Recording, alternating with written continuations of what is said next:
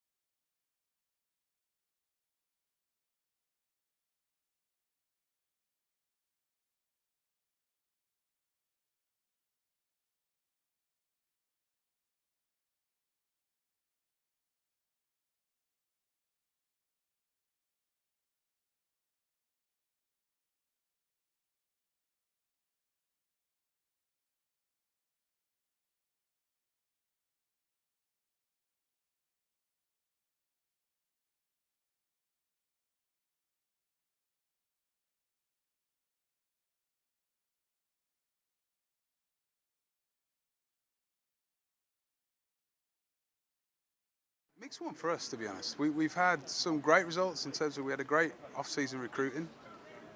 We brought in a new playbook for the offense. We brought new guys from other teams. We were quite confident going into pre-season, but then we've had horrendous injuries on our offensive line.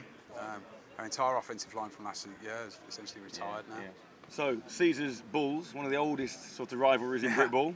Yeah, one of the oldest players too, I think, to be honest. Does it ever get old, this fixture, or what do you guys look forward to? Is it sort of the new players coming in? Are they aware of the sort of history? Yeah, I think the Caesars have always been around. I mean, obviously, the Hoods was the first one for us, really. I mean, I've been playing years now. This will be my 25th season.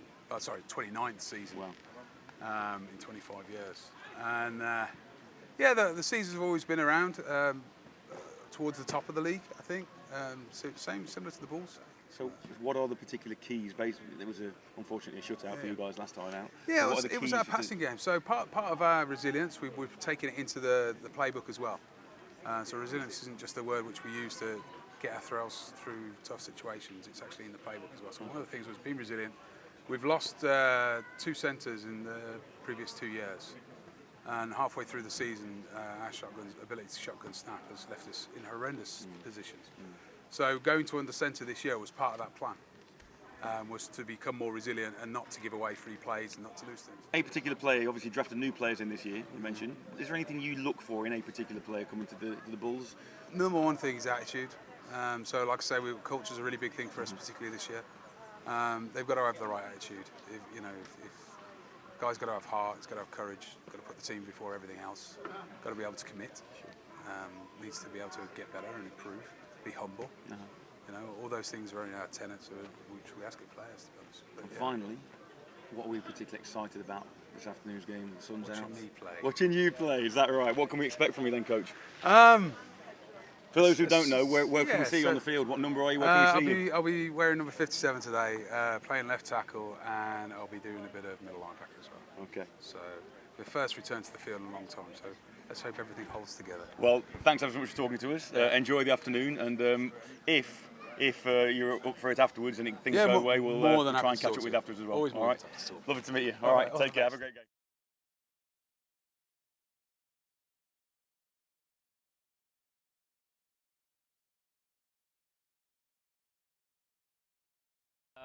I believe we interviewed him this time last year, did we not? Somewhere. We did, and he had a lot more hair than he has today, and he actually alluded to that in the I don't interview. think we could say a lot between us. So.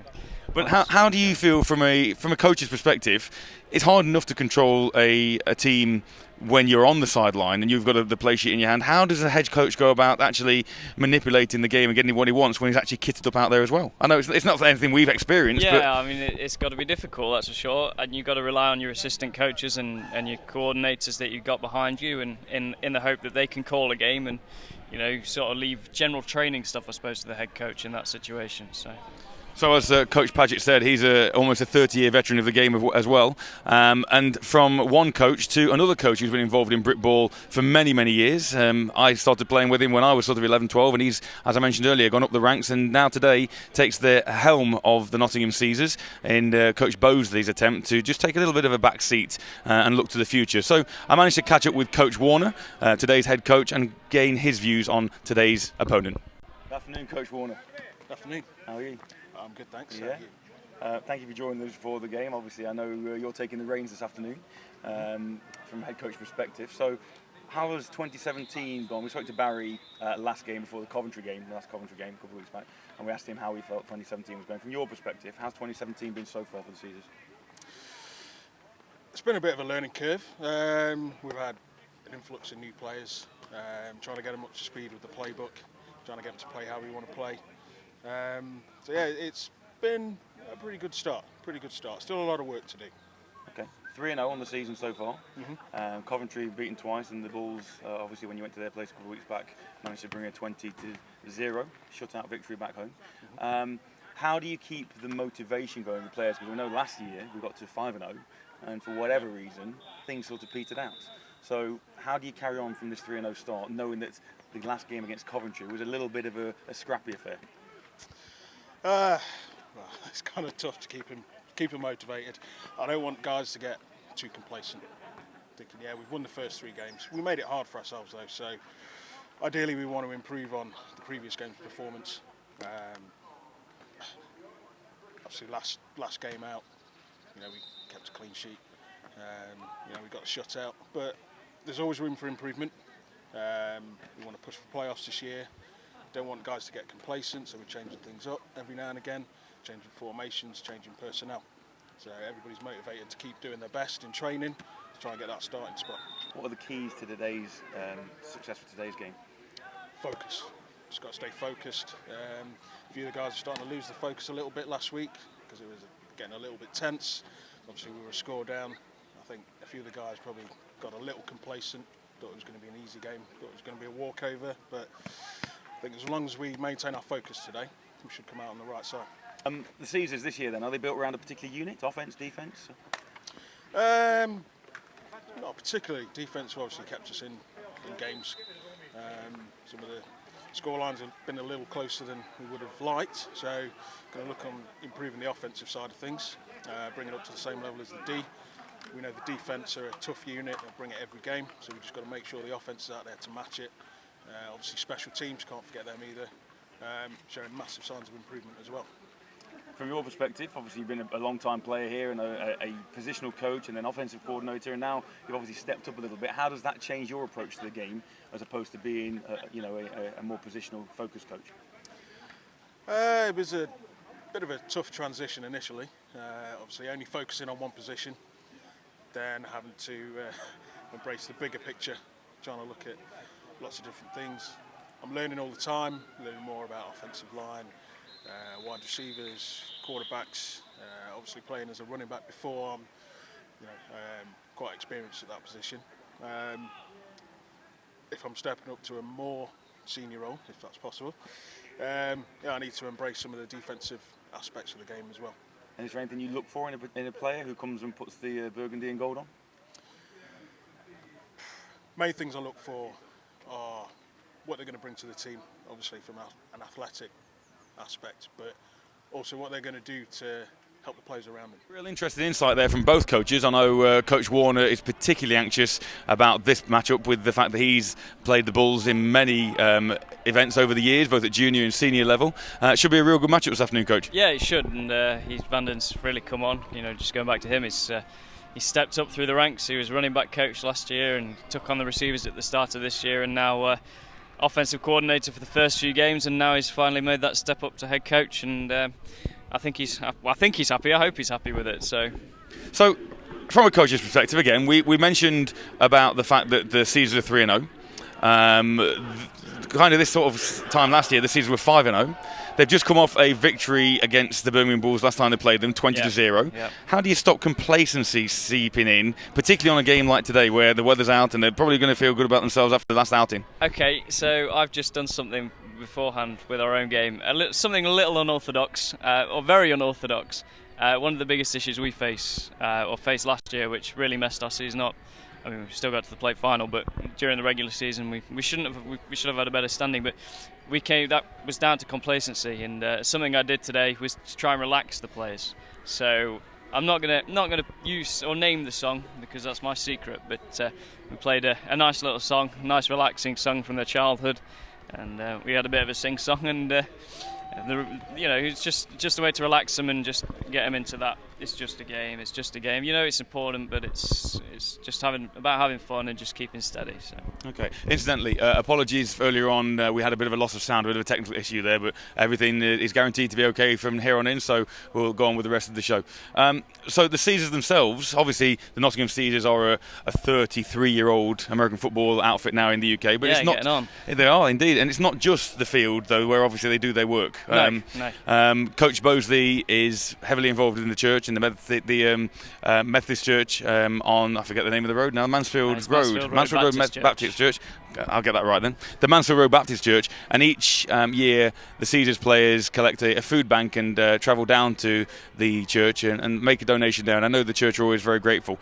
Each year as well there's the Robin Hood Marathon that takes place in Nottingham. Yeah, you have a little stand there where we hand out water to the runners and throw a football around and have a bit of a mess around. So. And a lot of the players are kitted while that happens, you do get some interesting reactions from some of the runners who come past. I think the runners enjoy it as much as the players. So the Caesars obviously as an American football team, but also a bit of an ambassador for the game, but also for the city of Nottingham. And we continue to do that, and this is part of what we're trying to do here, just to try and promote the game, the team and the sport in and around the country. So your game earlier on then, Manchester Titans. Titans, yeah. I know I spoke to you before the game. Yeah. And you were quite nervous based on the fact that the result that Manchester put up last week. Yeah, I mean they came off a 48-0 win game against Merseyside, so tough team, and they've been division champions for the last 2 years, undefeated as well. So they're a very solid outfit. There's no doubt about that. And they just keep getting better and better. And I was terrified going in, but like I say, you just asked me how we keep the players relaxed, and much like my players, I like a bit of a sing-song just to calm me down. So. It's kind of nice to see. Obviously, we know Verity Braun because when we first started the Caesars Juniors, 7 years ago, we held an event called the Spring Bowl, and at that time, Verity's just relayed the fact that was their first outing in their junior program for the Manchester Titans. So I mentioned to Verity about her coming back down there, and she said she'd really enjoyed coming back to where Manchester football, junior football at least, really sort of has its roots as well. Yeah, we had the Spring Bowl tournament back when we were playing. That was my first game. It was a great game to be involved with, and I seem to think we had weather like this. It was a nice afternoon. And, it's great to have her back. And I spoke to her during the week, and she was really happy to be coming down just to see where it all started for her as well. So moving back to the seniors, and obviously the reason that we're here this afternoon, primarily, no offence, Coach, but obviously primarily for the Caesars. How do you expect they'll approach this game? Because again, in the video that we showed at the beginning of the game, the Coventry game was really scrappy. The offence couldn't really get a great deal going. Yeah, it's about discipline. I think that's where they fell down a bit last week. But again, you can put that down. They weren't out here; they were moved back onto the outdoor stadium, and so many other factors. But they've had really good numbers at training again over the last couple of weeks, just to get that discipline right and get things moving again. One major injury concern this week for the Caesars will be star receiver Davidas Merkelas, who's unfortunately not kitting up for today's game. Yeah, it's always a downer, a dampener on things when your star goes down, but you just got to expect your players to step up and hope they've been coached to the same quality that he kicks out every week. So. And quarterback Dan Johnson. Again, not his most spectacular performance against Coventry. No, Dan suffers a little bit from inconsistency at times, but I think again that comes down to him being a little bit overstressed, he's just got to relax, and if he needs to sing, I'll be singing for him. So. As Coach Bosley mentioned to him at the beginning of the game, taking a step back with Coach Warner and giving him the reins, but equally he spoke about a number of young, talented coaches that he's got on board, the likes of Grant, Dean Lawless. He's got Grant's. I want to say he's been around the block. He's been at numerous clubs over the last few years, and he's a great guy. I've had various conversations with him over the last couple of weeks, and he always comes down to watch the juniors first half before the seniors come and warm up. So he's coming on, and he's doing a great job as defensive coordinator as well. And does today's game start with the defence? Are they a team that will set the tone defensively and then hope the offence will catch up? Watching the offence, against Coventry, the defence was solid throughout that game. So the offence needs to step up, but I think they will primarily be based around a solid defensive performance and hopefully get another shutout and just, one score wins it if you get a shutout. So. And from Birmingham's perspective, I don't know if you managed to see the footage from the Birmingham game. Bits and pieces. What would we expect from them?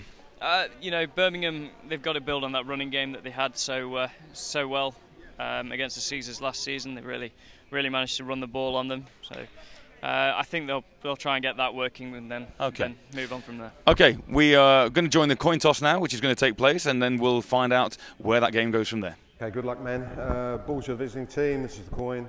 Heads and tails. What do you want to call? We'll go heads. Heads is called. Heads is called. We'll go tails then.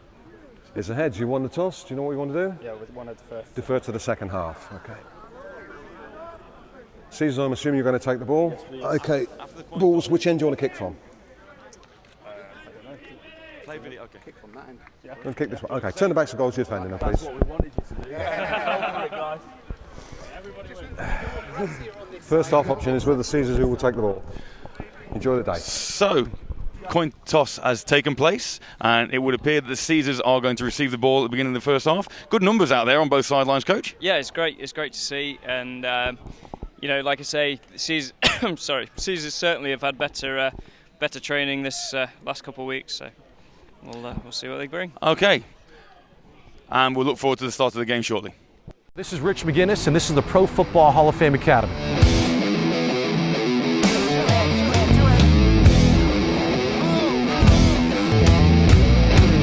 I spent the last 2 years with some of the great football minds in the country and asked them, what is it that we've got to tell our young athletes, both high school and youth, and how do we deliver it? So this is the result of that, with some great NFL coaches, some hungry athletes with a 3.5-day experience that I think will be second to none to these kids as far as kind of no one doing it like this. Having Sam White, here, head coach, Chris Palmer, head coach, Chuck Bresnahan is a long-time defensive coordinator in the National Football League, a lot of ex-players. But I think at the end of the day, it's all about teaching. The kids learn how to listen, they learn how to take it in, and hopefully they become better football players after this camp. So today the athletes checked in. They then did a great tour of the Hall of Fame, a guided tour to see some of the great athletes who played the game and hopefully got a little inspired. But to be actually in the area where they've been and being in an area where they're actual worn jerseys and cleats and stuff, it's just amazing being a part of the history that they've been a part of. When I first saw NFL Hall of Fame, I was like, whoa, they're contacting me.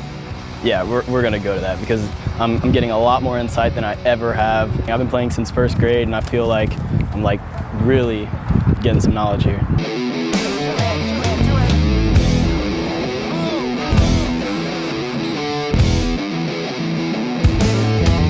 Good afternoon once again, and welcome to Harvey Haddon. We've already had the game kick off, and the Caesars are going to be on offense first. Welcome if you've not joined one of our broadcasts before. I'm Matt Walker. I'm joined alongside by Coach George Lees. Good afternoon. Good afternoon once again, Coach. Perfect conditions, really. Very little wind. How did you find it down there for your junior game earlier on? It was hot. The sun's gone in now, and you know, me being as pale as I am, I burn, as well as a number of my guys. So here we go. Caesars up and running, and the ball is handed off initially on first down. It's a good pickup by Jason Robinson. Caesars halfback picks up maybe 6 yards on the play. So, hopefully we've set this afternoon's broadcast up for you relatively well with this NFC1 South clash. Caesars currently standing at 3-0. The Bulls, unfortunately, so far yet to win a fixture this year. So they'll be eager to turn that success around here in Nottingham today. Yeah, you know, they've been a solid team over the last couple of seasons, and you know, defense is relatively tough. So hopefully they can improve on their last game. So Johnson takes the snap. He's got trips to the right. He looks right, and then he had a man. He had a man over the middle. That was number 15, Robbie Jones. Ray J. Rice. Unfortunately, not able to bring that ball in, and it was on his numbers. He should have really taken that one, even though the coverage was pretty tight. Early game nerves, I suppose, and get it out the way early, and next time he gets the ball thrown to him, he needs to make that grab. So that will bring up third down, 3rd and 4 on the Caesars opening possession of this game. You are able to get in touch with us this afternoon. We'll bring you details of how you'll be able to do that later, but using Twitter and keeping in touch on Facebook. If you send in some messages, we'll be sure to give you a mention as Dan comes out on 3rd and 4 with twins to the left and twins to the right, and the Bulls jump, but it looks like that might be called on the Caesars, although, because ordinarily when you get a defensive offside penalty, ordinarily it'll be a free play and the whistle would not draw the play to a close. So let's see what the officials conclude will be going on here. It is. They are marching the Bulls back. So Prior to the snap, offside, unabated to the quarterback, number 51, 5-yard penalty, first down. So really, from a player safety perspective, they blew that one dead. Yeah, you know, ill discipline can cost you a game. We had a couple of penalties early on in our first game to bring that discipline back around and don't make the same mistake twice. So even though it's come via a penalty, positive start for the Caesars offense, picking up the first down on their opening drive. Dan's got trips to the left this time, one receiver to the bottom, and Jason Robinson in the backfield. So making a bit of an audible line based on the fact that the linebackers step up for the Bulls. Johnson lofts one out to the left. He's got his man this time. He's got Jamie Molnar, number 16. Yeah, nice little pick up there. You know, ball was going a little bit high. It needed to have a bit more zip, but it was a great grab from the receiver, and he made that play. Dan again seems to, appears to have plenty of time in the pocket. I know there was a bit of an edge rush coming round there, but certainly had another second. Dan now 1 out of 2 passes so far, just for that 4 or 5 yard pickup to Molnar, although his original pass to Robbie Jones was equally accurate, so that'll give him some confidence, his first 2 balls. Yeah, definitely, certainly coming off the game that he had against Coventry, where it was, as you say, very scrappy. Getting that first couple completions will be a real confidence booster for Dan. 2nd and 5. Robinson takes the ball up middle, breaks one tackle, but he's then wrapped up and met immediately by number 57. And number 57 today is head coach Mark Paget, so him making his presence known early. Maybe that's how you can lead as a head coach on the field. You lead by example. Absolutely. But in terms of your play calling, whilst he might be calling plays down there as well, he's got to trust his advisors, as it were. So, initial third down, third and long. There was a third down on that previous drive, which obviously they gained the first down through a penalty. So, third down and 6 for the Caesars. Dan's got trips to the right this time. He's got a single receiver at the top and Robinson in the backfield again. He looks back, he rolls to his right, he pumps, he's still looking, his eyes are downfield. Now he's in trouble and he escapes the rush and he throws the ball away, in a sensible decision that time. Managed to keep the play alive long enough whereby it'll be fourth down but with no loss of yardage. Yeah, he did well to get that ball off, but Robbie Jones in that far corner or the far side of his screen seems to have a real good step on his receiver. So he's just got to look a bit earlier. Indeed. Dan seemed to roll to his right very early when obviously Robbie, as you say, was at the top of the field, which throwing across the field is never a wise idea for a quarterback, particularly when you're on your back foot. So anyway, Dan made the right decision in the end, threw the ball away, and all being well, if this is a good punt, Birmingham should start in quite serious trouble. So 4th and 5. Oh, high snap, but fielded really well, and the kick is away. It's a high kick, and that's not going to give anybody any time. Takes a Bulls bounce, and it's fielded by Ashley Matthews. And the Birmingham Bulls offense will take over their initial drive of the afternoon on their own 26-yard line. Yeah, it's a good space for a good spot for the Caesars defense to be starting in, and it's a shorter field, of course. We're 5 yards shorter on here, so in reality, I suppose it's the 31-yard line. Or does it work backwards? I'm not sure. I was never good at maths. From an offensive coordinator point of view then, so from Coach Warner, obviously I can see him meeting with his offense down the sideline already. What do you take from that opening drive from Nottingham? Well, they got a nice first run. The running game was moving, but then Birmingham stopped it the second time round. Got that nice completion. Dan, up until that final pass, seemed to have time in the pocket. So there's definitely things there. So first down, Birmingham on their own 26, as we mentioned. Motion man comes and the ball's handed off up the middle to number 26, and that's Peter Bennett on the initial carry for the Bulls. Stopped immediately by the Caesars, maybe picked up a yard on first down.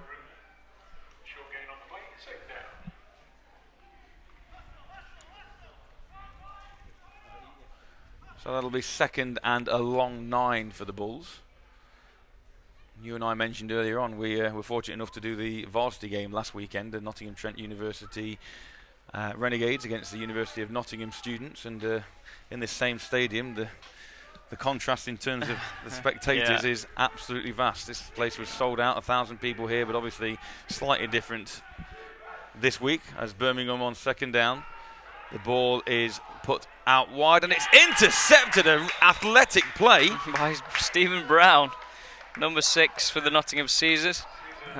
It was a bit of a wild pass and overthrow, and he made a little bit of a ballerina attempt at the end there. If you look at the replay, I mean, the ball takes off on the Bulls quarterback. It really does. He had time. He wasn't pressured. See him surveying the field here.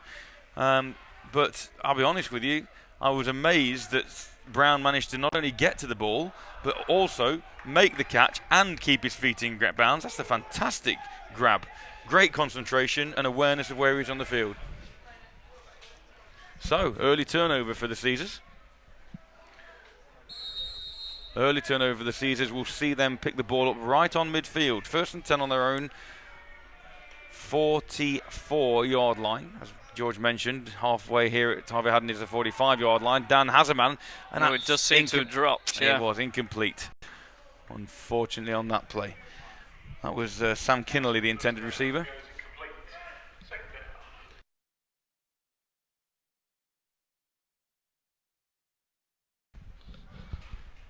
So, again, not a bad pass. The ball a little bit away from Kinnelly that time. Kinnelly made a decent attempt to grab it, but just... Yeah, I mean, coverage is good from the Bulls' defence. They're all over the receivers whenever the ball is coming to them. Robbie early on was hit almost immediately, and Kinnelly there. So it's tough to catch in traffic, but if you're going to get hit, you may as well come down with the ball. So 2nd and 10, trips again to the right for Dan. He looks immediately to his right. He pumps and pumps. Oh, and he overthrows that, and it floats going back the other way. And it was intercepted, but because his knee was down as he caught the ball, that's where that ball was taken over. That's Pete Cleaver with the interception for Birmingham.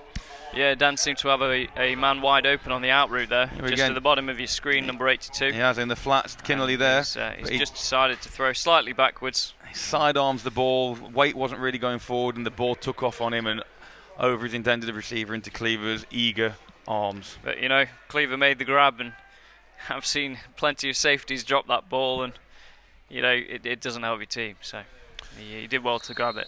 So from a more positive start for Dan in the Caesars offence, that one will be a little bit of a kick to the kidneys, as it were, in terms of the momentum. Yeah, it's about getting that quarterback now settled and hopefully back on focus. Motion again, and this time it looks like an option play with the quarterback keeping the ball. Now he throws it forward, and it's picked up by number 22, Andrew Wilkins, all the way into the end zone.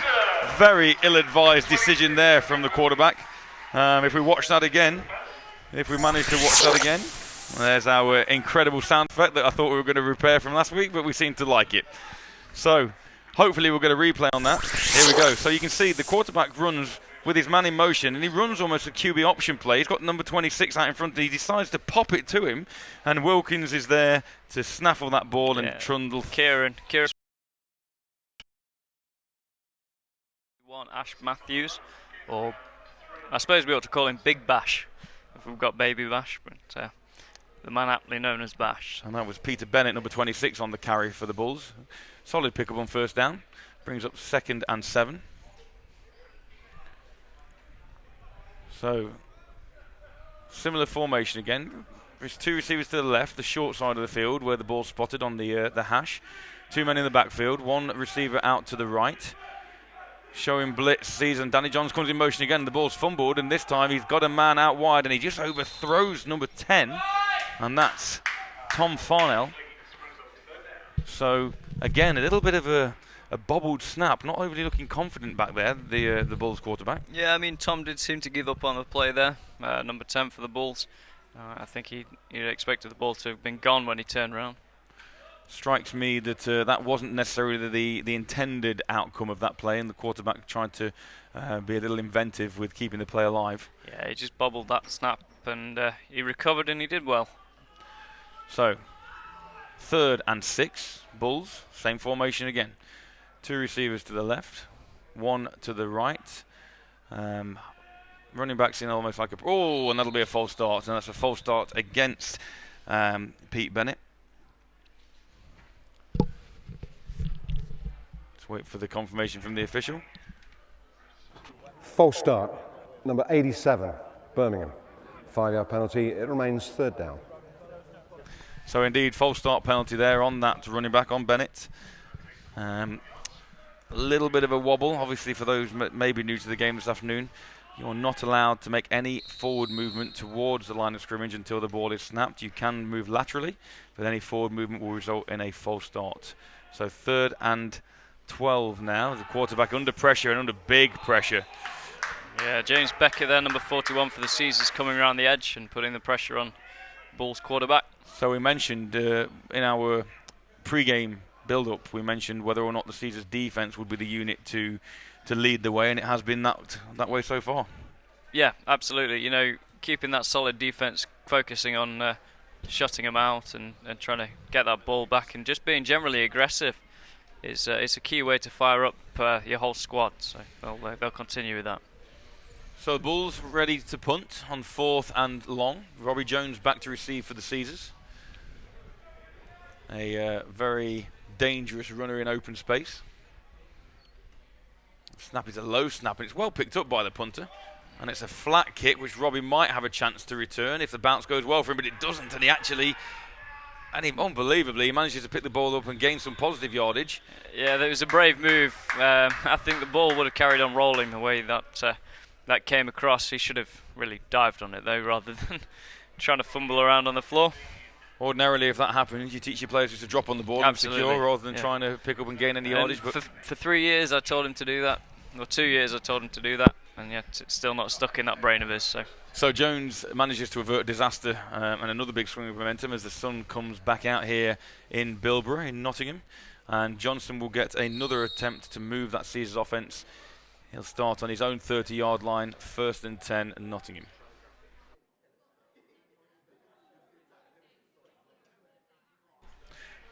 Just want to apologise at this point if you experienced any loss of picture 3 or 4 minutes ago as Johnson rolls to his right again. He sidearms another one, and once again. Number 24, Daniel Augustus with the pick there. Just running into his own man, 38, but another pick there for Johnson. Steve Brown for the Bulls down. We've got a Steve. I think he's actually possibly put him on the deck.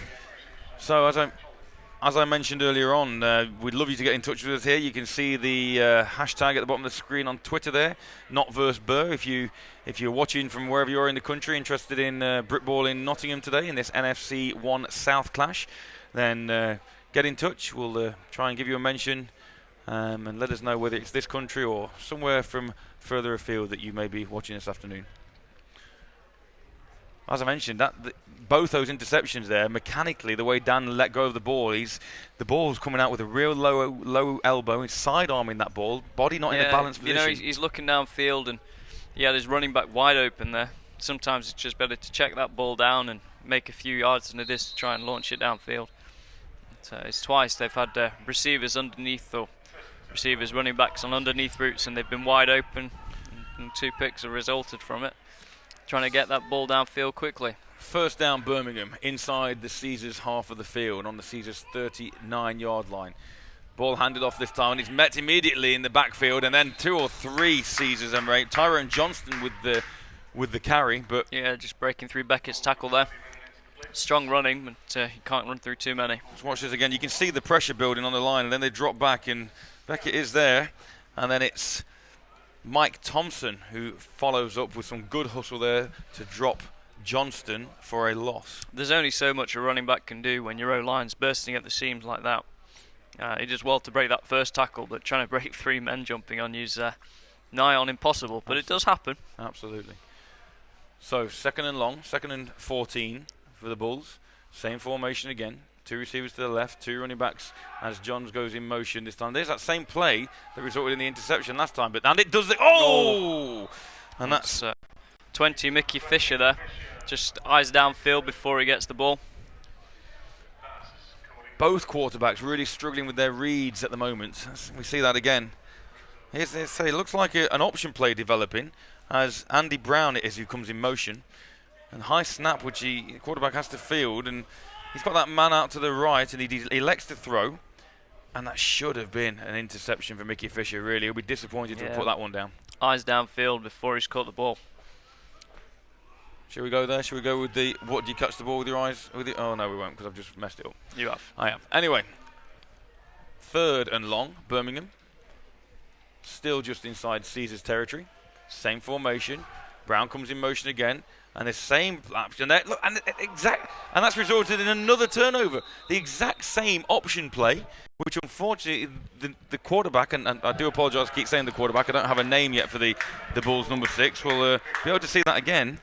So again, here's Brown in motion, and the quarterback almost, I don't want to say it, but almost afraid to take any contact. Yeah, I mean, it looks like he would have been the better read to take that ball up. There was a whole opening. But even the pitch itself, there was no conviction. No, in the there pitch. wasn't. It was a slow pitch, and running back I think was in front of it, as he should be, rightly so. But once again, another turnover. 3rd turnover for the Caesars. Wilkins interception, a Stephen Brown interception, and now that fumble recovery didn't quite. Did you see the man who dropped on that one, George? No. Okay. Nevertheless, though, so 3 turnovers by the Bulls, 2 turnovers by the Caesars. We're still in the 1st quarter, and the offenses have already turned the ball over 5 times between it. As Robinson gets the ball up the middle again, and that's a good, effective run on 1st down. Yeah, good work by the offensive line there, and a nice 5-yard run, just keeping ahead of the chains. We mentioned earlier on, it's a replay of Robinson again. You can see Robinson gets the ball and just goes inside that right tackle. Eludes Paget, and the defender for the Bulls, Daniel Augustus finally brings down Robinson after a pickup of 7. So second and a long 3. Twins both sides this time for Johnson, and that's going to be, I would have thought, a full start that time. And I would have thought Ash Fennin will be whistled for that one. Let's see as the umpires get together for their decision. It did look a lot like Ash did jump a little early.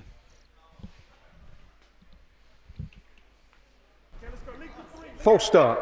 Number 68 offence, 5-yard penalty, second down.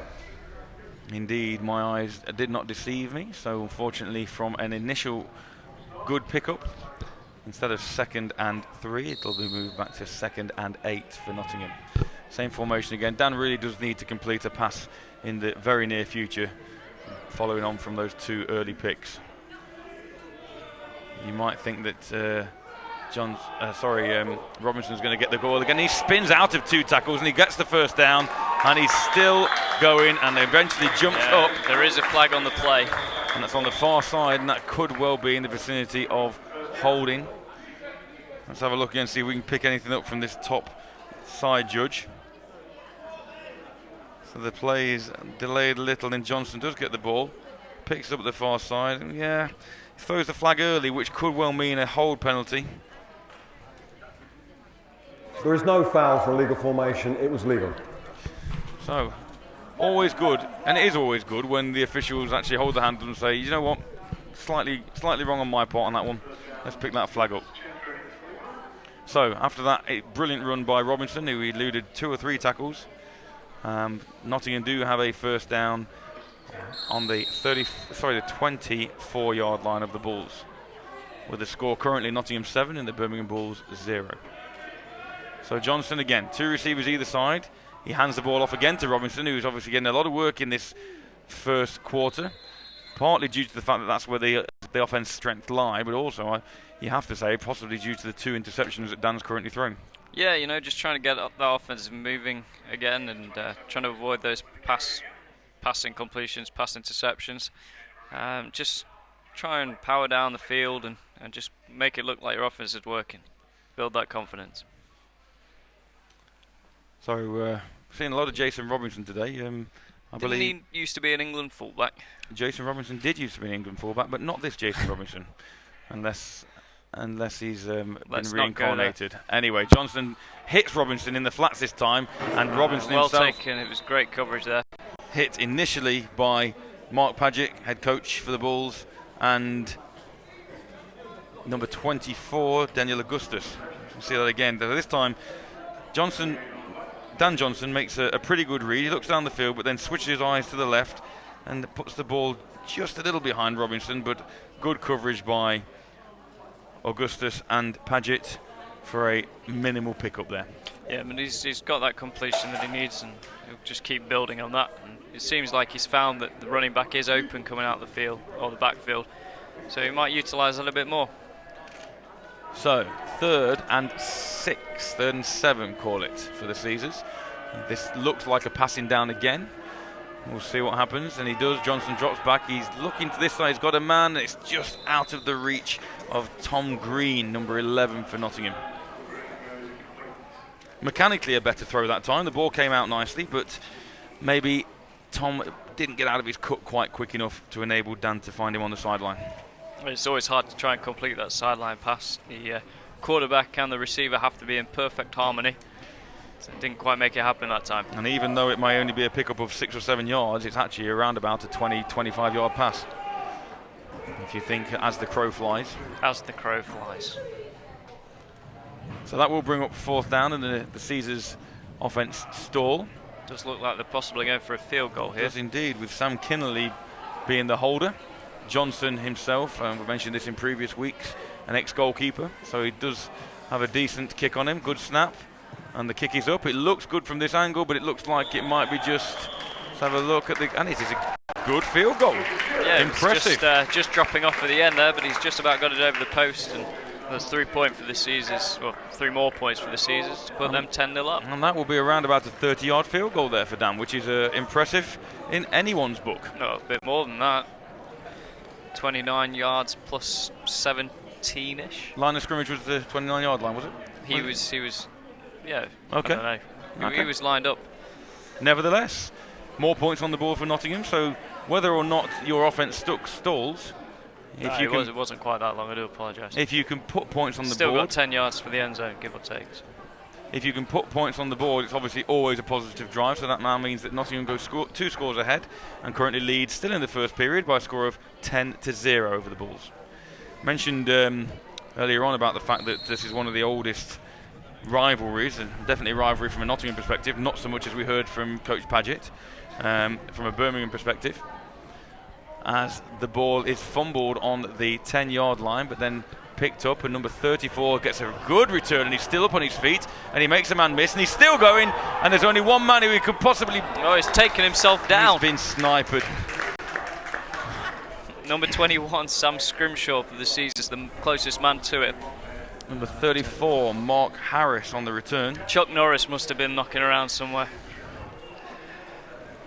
But again, when Nottingham think they've just pulled a little bit further away and momentum is going their way with 2-score lead, the Bulls bounce straight back. Absolutely, it's been a bit of an iffy game for both teams so far. Hopefully the Bulls can keep a bit more disciplined and make something work. So before I was rudely interrupted by that 70-odd yard return, Nottingham, Birmingham, I mentioned Nottingham, if you're a Nottingham Caesars player or stalwart, we've had many an encounter with the Bulls over the years at junior level and senior level, and it is one of our rivals as Brown goes in motion again, and quarterback rolling to his left, he's got a man, and it's nearly picked off again, and that time it's number 32 for Nottingham. Adam Wilson with good coverage.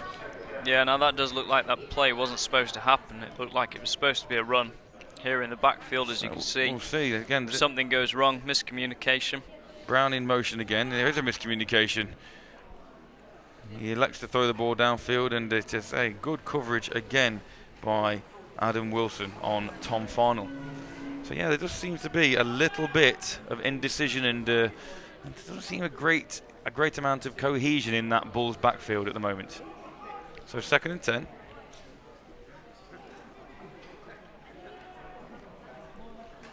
Low snap this time, manages to field it, steps up into the pocket.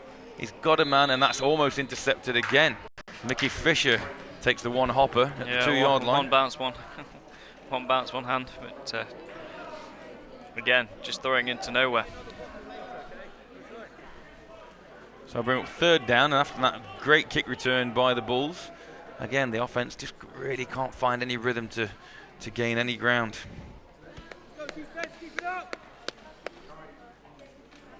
So see what they come out with this time. 3rd and 10, so a long way to go. So coming out from under centre this time, so different offensive setup. And it's a pitch to the left, and that's Harris, who was the return man, who picks up around about 4 or 5, but that will bring up 4 down and a long 5, maybe call it 6. Interesting to see whether or not Coach Paget, who incidentally is on field on offense as well as defense, he's playing some offensive line as well as linebacker. You can see here again, you can see that formation, that number 24, number 26, that's Pete Bennett, just in the slot position trying to be an extra blocker as Harris tries to step inside, but he's met by Bash and then by Fisher, who stop him after a gain of 5. Brave play here, I suppose, nothing to lose. Obviously not got a lot of faith in their field goal unit by the looks of things. That's 4th down with twins to the right.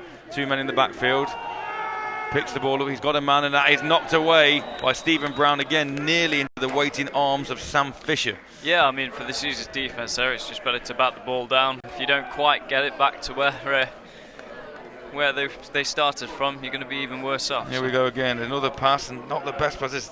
In fact, there are, and Tom Farnell expressed his disappointment that he was wide open at about the 5-yard line, which would have been enough for a 1st down. But the Caesars defence holds again. Yeah, I mean, both defences seem to be working quite well. You know, Birmingham Bulls have only actually allowed a field goal on defence. Offence has allowed 7 points for them. But, I always wonder when we have games like this whether or not it is the defences that are particularly playing well, or if it's just the ineffectiveness of both offences. Because I'll be honest with you, apart from Robinson carrying the ball, and he has been very effective, neither neither passing games filled me with a lot of confidence this afternoon. Yeah, it's been difficult, but you've looked at the Bulls passing game, and in fairness to the Bulls, they have been on everything. Robinson again with the carry, met by Augustus, calling his name a great deal, coming up from safety position to make these tackles. There we go again, you can see Augustus there, number 24 on your screen, and he does come up and makes a good form tackle there. Robinson picks up barely anything. It looks like it being second down and 10. Yeah, it was good solid defence there, not keeping all your assignments and just finishing the playoff. So the Bulls were founded in 1983 by Jerry Hartman, a former US military policeman, had some college football experience, and by 1984 there was enough interest to get a fully fledged team together, as Johnson on second down with Kinley in motion pitches the ball to Robinson, this time to the right, and Robinson picks up and goes out of bounds just inside the 20-yard line. Former Caesars junior Oscar Terry just finishing that playoff for the Bulls. You can see that again here as 17. Kinley comes over to provide extra help, try and seal that linebacker. Robinson does manage to gain some positive yardage to bring up third and manageable, third and short there for the Caesars. So yes, Friday, June the 8th, 1984, the Bulls played their first game against the Milton Keynes Bucks at the Alexander Stadium. We're on the wrong side of a 40-7 scoreline on that particular day, as Johnson on third down with two receivers to the bottom of the screen, and once again that could be a free play this time for Dan, and Dan goes up top, and he's got Robbie Jones up top, who unfortunately plays cornerback that time, breaking the pass up so that number 89 Ryan Lloyd is unable to make the interception. Not that the interception would have counted. Really nice coverage there from Lloyd. You can see the far side of the screen there that both Offside. defensive tackles. Defence. That 5-yard penalty brings up a first down. So both defensive tackles jump on that play, and Dan Johnson actually smart enough therefore to realise, well, do you know what, I've got a free play here, so I like to take a shot. Yeah, it was well read by the centre there as well, just to get that snap off, as he clearly saw their defensive line jump. And that 5-yard penalty will be enough for Nottingham to notch up another first down of the quarter. Darren Chown playing centre. Still in the first quarter, yeah, good experience there from Chown. Robinson again takes the ball, and he's getting pounded. That's number 5, Alex Roof, on the tackle that time, along with Augustus once again. Yeah, Bulls just seem to have found a way to shut down the Caesars running game this time round. And, number 8 there for Birmingham, slow to get up. Gibso. 88, Andrew Endo Gibso. Might be Gibson, and missed off my page as Robinson on the replay takes the ball. And it looks like he's got some space initially, but then Alex Roof does shut down that gap very, very quickly. And Players just take a knee. We'll sort out this injury. And so following that 40-7 initial loss in 1984, the Bulls then took residence in Salford Park. And under coach Dave Webb, they attempted to purchase that land. In 1986, as members of the British American Football League, Warren Tate, the Bulls won their first national championship in 1986, represented the UK in the inaugural Euro Bowl, where they finished third, losing to the Bologna Doves. They continued their rise in 1988. The Bulls won their second national championship and the first in what was then the Budweiser League, beating the London Olympians at Loftus Road, of all places, 30-6, and again qualified for the Euro Bowl. Unfortunately, though, they lost that time out to the Amsterdam Crusaders. Again, if you are watching, feel free to contact us with the hashtag #NotVerseBur. We look forward to hearing from you and what you think of our coverage so far. That very successful 1980s decade continued for them in 1989. They made the Budweiser Bowl and unfortunately this time lost to the Manchester Spartans in a very close 21-14 decision.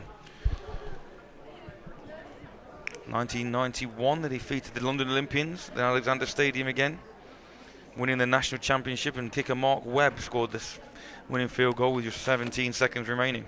And once again in 92, the Bulls again faced Euro Bowl disappointments.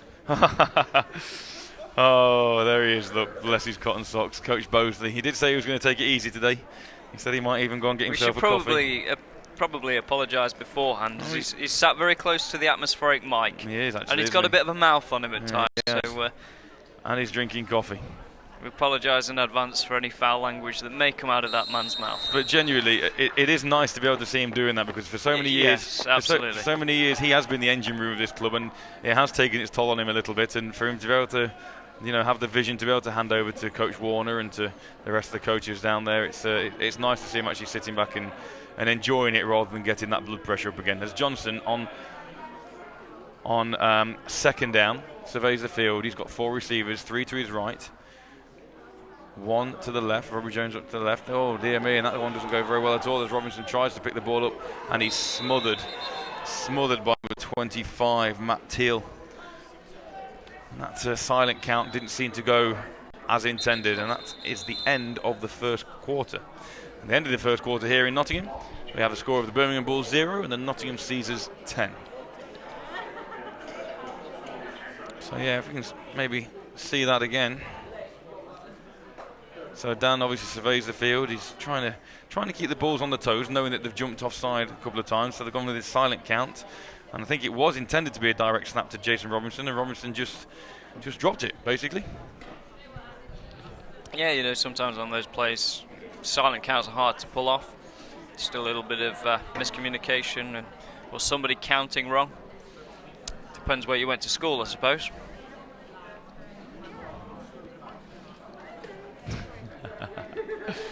So as the quarter comes to a close and the teams change ends, we've lost the sun temporarily, but it's still relatively calm in terms of wind conditions. It's better for the players to be playing in this overcast sort of conditions. Keeps the heat off your back.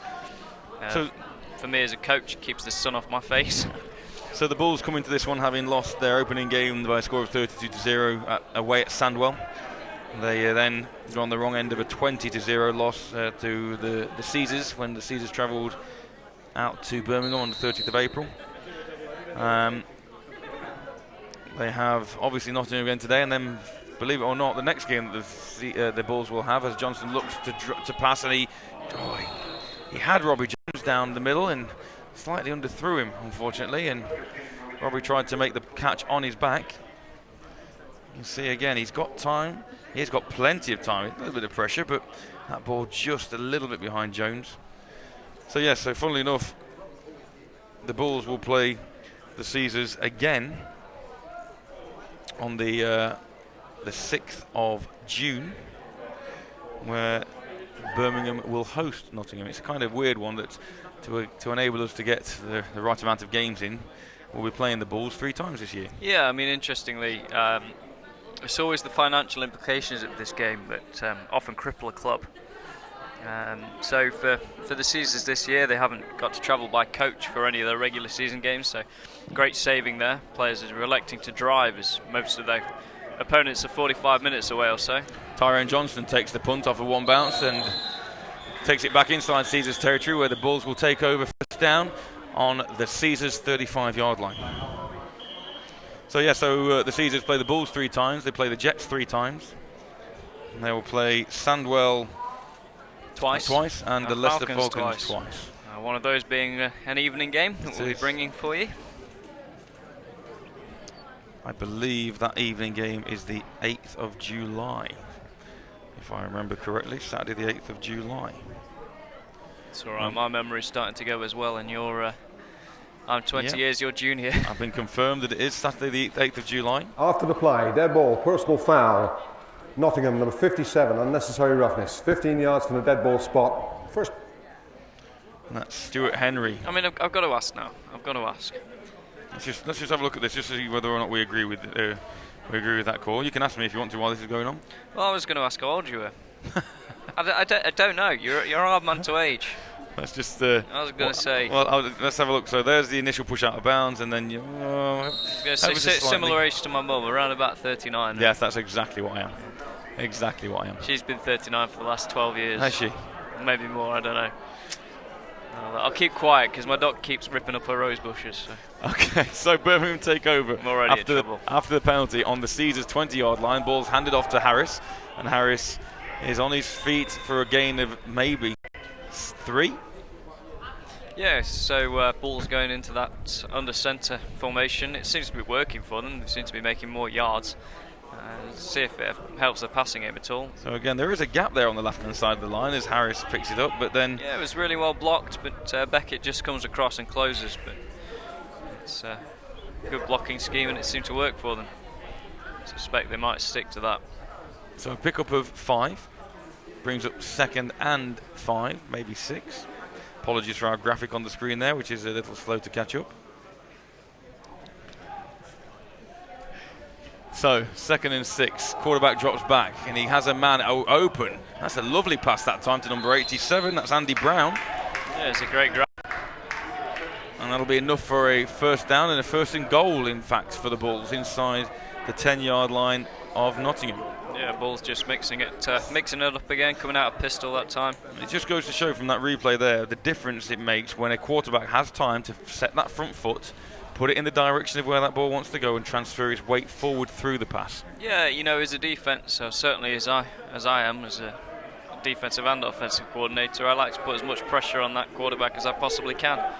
It's under pressure, every man struggles. So. As Harris takes the ball up the middle on 1st and goal, but he's met more or less immediately by Mickey Fisher, amongst others. Mickey Fisher and Tom Harvey there, one of your boys. Former man of mine, yeah. He's just finished a season at the Braves, playing some uni ball.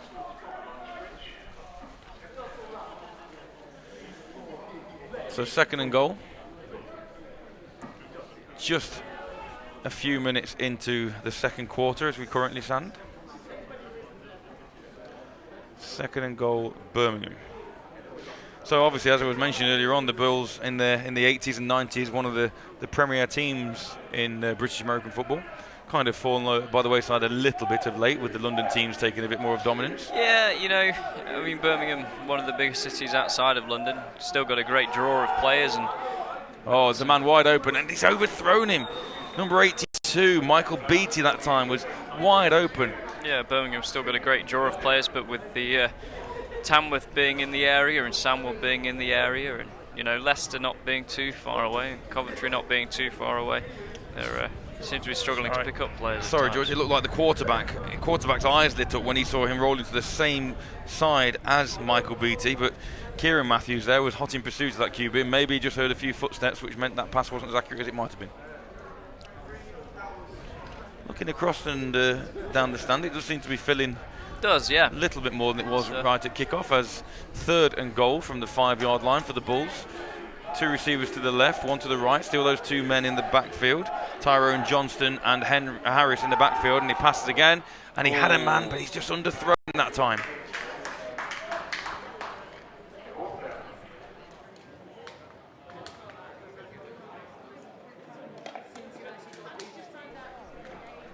So once again, on 3rd down, there is definitely that man that comes in motion, Andy Brown. It would appear he comes in motion, fights his way through traffic, and he does have. He's got, yeah. If just a bit of an overthrow, isn't it? Yeah, if he'd have caught that, he would have been in. So 4th down though, again, not confident in their field goal unit at all by the looks of things. So they come back out onto the field. We're going to put the defense in a good spot if they don't get it. Now, interestingly here, you've got number 20, Tyrone Johnston, just in the slot formation, which, yeah, on Harris slips, making his cut. Beckett just finishing the play off. Beckett and Bash. Beckett was there first. Bash just sort of ran over him. Beckett and Bash, attorneys at law. See that again. So the nice thing for Bash, though, is Bash had the outside contain there, look. So Bash might not have... Beckett had the outside contain, my mistake. And Bash was pursuing from the other side, from the inside. Beckett gave Harris nowhere to go, and then... It puts Caesars in the shadow of their own goalpost, though. So it's never a good place to start. There's a lot of pressure just trying to move that first chain, so if you do have to punt, you're not punting at the back line of your own end zone. So realistically, you would expect Robinson to be given the ball on this opening play of the latest Caesars offensive possession. Robbie Jones at this side of the field. And there is Robinson, and he swings out to the right, and he manages to make one man miss and gains positive yardage and picks up about 5 before he's pushed out of bounds. Yeah, he did seem to be running sideways for a while, but he's eventually pushed out of bounds there. Again, he's quite elusive. He again made that first man miss. Number 24, that's Augustus again. Manages to turn the corner and pick up positive yardage, and that will help. Oscar Terry just knocking him out of bounds again.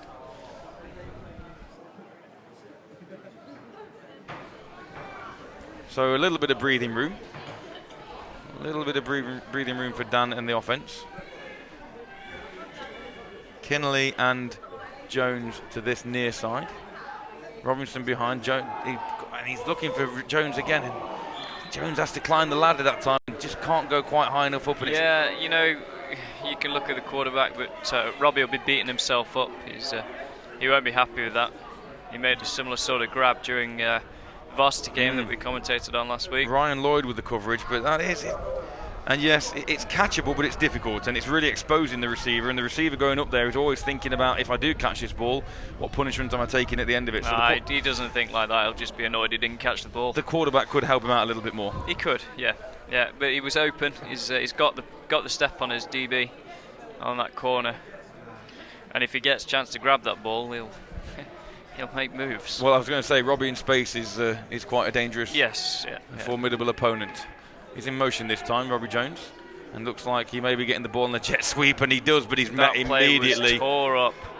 It's really good work by the Bulls defense there. Number 88 for that's Andrew Endo Gibson, who we had a bit of an injury time out for earlier, who's obviously come back ready to go, keeps good outside contain, and Robbie not really running at full speed on that one either, but nevertheless, he comes straight through the middle of that defensive line. Yeah, offensive line didn't pick that up at all. You know, it's no good. You see you've got offensive linemen stood there, two of them. So giving up on that play, I think, before it even started. So as you mentioned, after an initial positive gain from Robinson, the incompletion and then the failed jet sweep does put the Caesars punter in his own end zone. It's always a difficult spot to be as a punter. Stood on that back line, or almost on the back line. Looks like Danny Johns who's going to be kicking the ball away for Nottingham. 7. And timeout, Nottingham. 10 minutes remain. We've seen it on the punt before, the bad snap that went over his head. So everything's got to be so bang on in this situation. So as you heard from the official there, we have 10 minutes left in the second period. And indeed 10 minutes left in the half. We'll obviously recap the game at half time, and once again, if you want to get in touch with us at Nottingham Not versus Burr, we're available on the Twitter there. Tell us if you're watching the game, where you're watching from, are you enjoying the game? If you're new to the game, let us know. If you're a seasoned veteran, let us know. Try and bring you some scores from elsewhere around the country as well as we go. Or if you're just having a barbecue, let us know. That's always nice to hear. We'll be round about 6. As Johns fields another high snap, and there's pressure coming, and it is blocked! And he has to kick that out the back of the end zone, and that will be a 2-point safety. There is a flag. Just wait. There is a flag, so whether they hit the punter. So we would ordinarily think this is going to be a safety, 2 points to the Bulls, but let's wait for confirmation. Penalty is for illegally kicking the ball in the end zone. That penalty will be declined. The result of the play is a safety. So basically, after the initial kick was blocked, the punter obviously decided, well, I'm not taking any chances, and he kicked the ball out the back of the end zone. So Johns again, this is where you said about being in the shadow of your own end zone, not a lot of space to work with. It's a high, not a great snap either. So it's kicked, then it comes off his toe actually, and Johns kicks it out the back of the end zone. Yeah, I mean, it's that snap to start with. The snap wasn't quick enough. It was a high snap, and it's just messed it up for them. So once again, it's got a very similar feel to that Coventry game in terms of things not clicking on offense and defense is really dominating. But for both sides of the ball as well, it's not just the Caesars. There does seem to be issues on offense this year. With all due respect as well to Coventry and to Birmingham, Caesars would have hoped to have had a more comprehensive performance in these opening games. They may well end up with 3 or 4 wins after today, but then to face the likes of Sandwell and Leicester, who we know Sandwell particularly are the favourite for this division. They could find themselves coming particularly unstuck if they don't get things working, as Johns punts the ball away. It's a high punt. It goes out of bounds, and because that's a restart rather than a punt, that once again will be an illegal procedure penalty and will go against Johns and the Caesars special teams. Got to keep that ball in bounds. That's twice.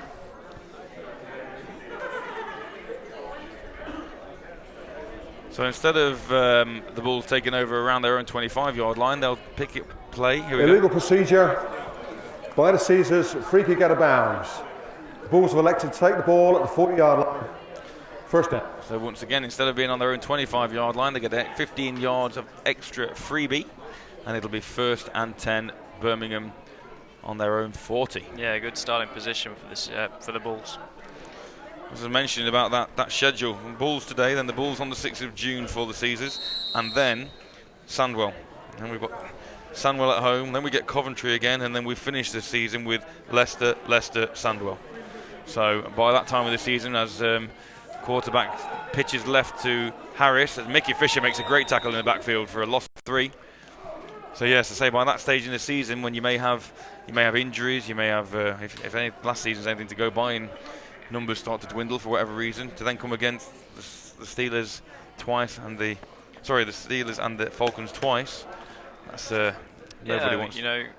Numbers will dwindle as people go away during the summer, but they've had really good numbers at training, and it seems to be working for them, certainly on defense. Interesting again, we've got Ash, number 1, warming up on the sideline already with Davidas, and Davidas obviously in his civvies today as the Bulls start this latest drive on their 39-yard line. Drops back, looks to pass, got a bit of confidence, he's got a man. Oh, and that's going to be pass interference. I'm looking for a flag, and there's no flag. But to me, that looked very close to being. It was on the borderline. Number 21 there, Sam Scrimshaw. Let's have a look, see if we can see that, because to me and you both kind of know what we're looking for a little bit. It seemed that the DB did drag him away from the football before it was actually with him. Let's see if we can catch this. Yeah, that was PI. Very, very close. I'd be very angry if I was a Bulls coach. That was definitely a PI call. Got away with one there, did Nottingham. So it brings up 2nd and 10, Birmingham, still inside their own half.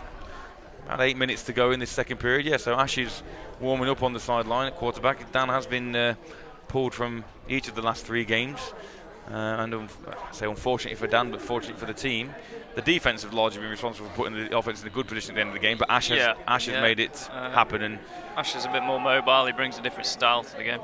Ooh, slipping through my fingers comes to mind. Andy Brown. Intended receiver. So yeah, again, he's got time. The ball's coming out better now from the Bulls QB. Seems to be gaining confidence a little bit. I won't start singing busted songs on her. No. Don't start singing anything, thank you very much. It's number 57 for the Caesars. Stuart Henry checks into the game. Up onto the D-line. Gives number 71, James O'Brien, a breather. Interesting if at all you managed to snap eyes on 92. I can see him on the sideline at the minute, but 92, Stacey Martin, a 96-year veteran of the Nottingham Caesars. How many years? At least 96. He's retired at least 18 times. As the punt on 4th down goes high up in the air, and Jones tells his men to get out of the way. It takes a bit of a Bulls bounce, and it'll be downed at the Nottingham 21-yard line. Yeah, Stacey Martin, he's retired due to family commitments. He's retired due to ill health. He's retired due to, I don't know, leaving a pint on the bar or something. And yet here he is. He's still kitting up in what can only be described as close to a centenary season. But we love you, Stacey. We do love you, Stacey. So once again, in a very flat offensive performance by both sides, Johnson takes the field. Let's see if we can get anything moving midway through the second period here. First down, Nottingham. Score is 10-2 to the Caesars. Jones and Kinley again to the near side. Different running back in this time. That's Daniel Dobson, I believe, number 5, who... power back, bit more of a power back than Robinson. So Dobson, number 5, stopped by Roof, number 5. See the initial run there. So Dobson does pick up the ball, and he's met immediately by Roof, who's a big physical linebacker in there for just the trying Bulls. to strip that ball away. So Robinson has been a bit of a workhorse in that first period. You can see him stand on the sideline with helmet off, getting a bit of a breather now. Dobson will carry the load for this second period drive.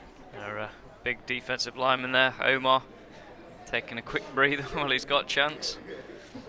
It's always difficult when for the bigger lads when the sun does appear. 2nd and 7 for Nottingham. Johnson again, same spread formation. He looks to pass this time, and he looks right. And he's got a man down the field if he can adjust, but Oscar he can't Terry adjust. with the break-up. Tom Green, the intended receiver for Former Nottingham. Caesars junior. Johnson, I'll say that once, I'll say it again. Johnson look left, so he looks left, looks to the bottom of the screen, immediately back to the right, and he puts up that deep ball. And I'll be honest, Green did have a step on his DB, but Johnson underthrew him a little bit and meant that Green had to come back to the ball instead of being able to take it out in stride. So 3rd and 7 Nottingham. Really need to pick up a first down to get a little bit of rhythm going. You just feel everything on that Nottingham sideline is just so defense dependent. Yeah, it's just not clicking on the offense at the moment. So let's see if Dan can convert on 3rd down. Jones and Kinley to the bottom of the screen again. Green balls with to one the high. top. He's got a man again, and he's almost intercepted by Augustus, who read that play very well. Augustus is all over the field. It's great to watch. Real ball hawking defender. You see if you just focus on, he's just out of shot at the minute, Augustus, at the top of the screen there. You'll see him drop out of shot before he then comes back in. Johnson's got There's bags no real of time. pressure at all. Bags of time. And again, that's just not a wise throw. 2 men there, Augustus and got, Oscar Terry again. Four men there coming up against the Caesars offensive line. Everybody dropped back in coverage. So there's 7 men deep there. It's a difficult system to pass against, that's for sure. Danny Johns back to punt once again. And Tyrone Johnston deep on his own 20-yard line for the Bulls. Hopefully we'll get a better end product from this punt. It's a low snap this time instead of a high one, but he does manage to get the ball away, and this will take a bit of a Caesars bounce with the way it's spinning, and Kieran Matthews meets him and drops him immediately. I mean, if you're into special teams, that was pretty much perfect special teams coverage, breaking down in a nice little pocket, creating that pocket around the returner, and breaking down before the tackle and making the hit. So Lee Alford and Kieran Matthews gave the returner nowhere to go. You'll see this. Now again, Johns does well to field that ball, but look at the coverage here with Alford one side, Matthews the other side. He's got to pick a side, and he picks, well, there wasn't really a right side for him to pick there, to be fair, because either of those two would have made that tackle. Good open field tackle in the end by Matthews. So decent swing of field position by the Caesar special teams. Let's see what the Bulls come out with this time. See if they can get it clicking. They come out with that exact same spread type pro formation as Brown goes in motion once again, and Brown does get the ball, but again he's Beckett with a tackle. Beckett and Wojtek Sabella. Wojtek, I'm being informed. Wojtek Sabella, sorry Wojtek. But watch again. So number 55, Sabella comes straight through that line, pulls that play up early, and he's actually second to that tackle, but nevertheless contributes brilliantly. Yeah, Beckett just getting that one arm round. So 2nd and 11 after the 1 yard loss on 1st down. So the other person to mention that's not here, and we haven't, is the electrician. Indeed, the electrician currently in overseas. Orlando. Oh, and there he is again. And that's Sabella again, I think. Wojtek Sabella again. So smashes through the line. Let's see if we can see him. There he is. You can see him edging up to the line. He's comes through completely. Number 56 for Birmingham attempts to make the block. It's, John Phillips attempts to stop Sabella, but with no luck. Yeah. So Rob, if you are watching from, I'm sure it's sunny Orlando. Get in touch with us. Let us know how it's going and whether you're watching us. So, 3rd and 14. Spencer steps up into the pocket, and he's met this time by number 53, Joe Selman, this time with a sack. Yeah, he does well. Great outside pressure, just forcing him back upwards, and Selma finishing off the play. So here you can see again. Good. And he comes off the right edge. Beckett that time makes him step up into the pocket. Beckett and Fraser Beattie ensure that Spencer has to step up into the pocket, and he steps straight up into the arms of Joe Selman. Beckett's got great speed around that backside. Yeah. So yeah, as we were saying, really cause some trouble. The electrician, Rob Hardwick, again another another real heartbeat of that Caesars defence, and in fact the whole Caesars team away at the moment. Oh, a real high short kick, and that's not going to be returned, and that should take. It takes a bit of a ball's bounce, and it is left and not yet downed. Has it been downed yet? It has. Number 57 for Nottingham, Stuart Henry, ends up with his hands on the football, and Nottingham will start in good field position inside the Bulls half of the field. I will try again. Dobson coming back onto the field at half-back. I can see Kinnelly walking out there. I can see Jamie Molnar walking out there. Yeah, see what they bring this time. I mean, the running game seems to have faltered a little bit since that first drive, and the passing game, of course, hasn't quite clicked. So, we'll see what Vanden decides to call, Coach Warner. So, Johnson at quarterback, Dobson in the backfield with him. Jones and Kinnelly on this near side. Molnar and Green on the far side as Dobson takes the football, and he's got a bit of room, and he's got a good pick-up on first down. Nice little run there, just getting that running game moving again. That's what you need. You 4 or 5 yards. You need a good initial pick-up on first down. Yeah, I think they're going to mark it 4 yards down the field. And that good initial pick-up then opens your playbook up a little bit, but only opens the playbook up if your quarterback's firing on all cylinders. As we continue to watch Ash down here on the track working on his footwork.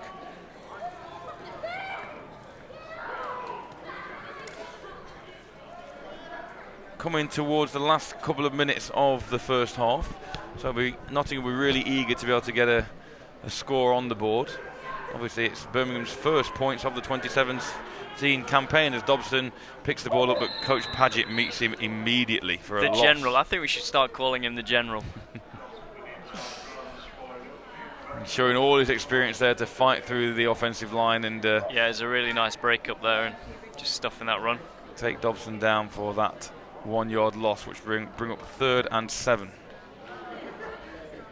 I say Birmingham's first 2 points of the 2017 campaign, coming on that safety earlier on in the second quarter. Johnson again, trips to the right this time, so Green, Molnar and Kinnelly to the right, Jones to the left, Dobson in the backfield, low snap that he fields. Johnson's got a man coming in, and now we've got a flag on the play with a man on the ground, Bull lying prone on his back. It does look like Mark Paget. He's getting up slowly. It is Mark Paget limping on that right leg. I think the Caesars were being spoken to about the penalty, but I think now obviously the Bulls are being asked whether they want to decline that with it being 3rd down.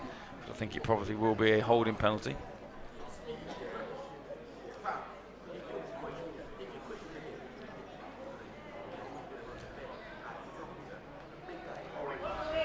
So, no, our referee isn't now just practicing sign language. We have got a bit of an issue when he doesn't turn the mic on, but that was just to it makes a change from Jed, who blew our eardrums out last week. So. It does. Yeah. But for those who officiated my game earlier, he does a good job. For those who aren't overly au fait with referees' hand signals, that is a holding penalty, and that would have been a 10-yard loss. But due to the fact it was 3rd down, the Bulls elected to waive that penalty off, which means it will be 4th and 7, and Danny Johns will be on to punt the ball again. Better snap this time rather, and and that's gone straight out of bounds again, I think. Which won't matter on a punt, because obviously with it not being an official restart, that ball will be marked where it went out of bounds. Around about the 19-yard line. Which is where Birmingham will take over their next offensive possession. Another very defensive-heavy game this one so far. Let's see if the Bulls can get something clicking this time around. When you look at the actual the number of points that Samwell and Leicester have put up in their first 2 games, even though Leicester have won 1 and lost 1, they've put up 85 points.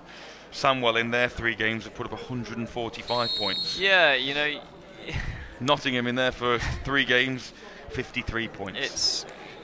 offense just isn't clicking, but defense is solid. How many points? Only 19 points conceded in 3 games. And is that the lowest in the league? That is the lowest in the conference. In the conference, yeah. Sandwell have put up 37, or conceded 37 rather, but that was in 1 game, and that was in that one game. Oh, it was a lot of pressure. Spencer's in looks trouble. like Wilkins there with the sack. Wilkins definitely on the lead there, number 22 for Nottingham. So those 37 points that Sandwell have conceded were just in that 1 game to Leicester. Yeah. In their 2 other games, they've had shutouts themselves. Timeout. 2-minute warning. There are 2 minutes left in this half. So there we go. Coming into the final 2 minutes of this first half. So I say you can read a lot into the fact that Nottingham have only allowed 19, now 21 points with this safety. As you can see, Wilkins hurdling his man, leaving his man on his back and being the first to Spencer in the backfield. So 21 points in 3 games, or 3.5 games as it will be. Doesn't seem bad at all, but against the opposition that they've played against, and again, no disrespect to either Coventry or Birmingham, as Wilkins comes on that blitz again and he's been blown up, but Harris, just keep going. Harris bringing the pain first, laying out, putting a hit on number 21 there. Sam Scrimshaw for Nottingham feeling Harris's wrath as he picks up a couple of yards inside the 2-minute period. The clock just keeps ticking away. Whether they do decide just to run this clock right down. So half-time is coming up, and after we have a brief water break, George and I will bring you the best bits from the first half. Obviously, we've had a couple of scores, we've had a couple of turnovers. So we'll try and recap the first half action for you, which, to be fair, was a little more exciting in the first quarter than it has been in the second. And Spencer once again, and that's going to be a false start against Birmingham. Quick update for you. We've got the Falcons and Sandwell going at it again, as we mentioned, and the Falcons this time. False start. Number 55, Birmingham. 5-yard penalty. Still second down. Once again, the Falcons currently leading 17-10. Leicester ahead of Sandwell in the second period. And each of those Sandwell scores came very quickly after the Falcons had initially scored. Correction, third down. So once again, if we can, TG twice. Not versus watching live stream of Bulls versus Caesars. Thanks for the stream, guys. As Spencer looks downfield and he's intercepted. And that's Mickey Fisher with the pick. Mickey Fisher back to the 10. He's still on his feet at the 5. And he could be in for the score. And he is, but there is a flag on the play.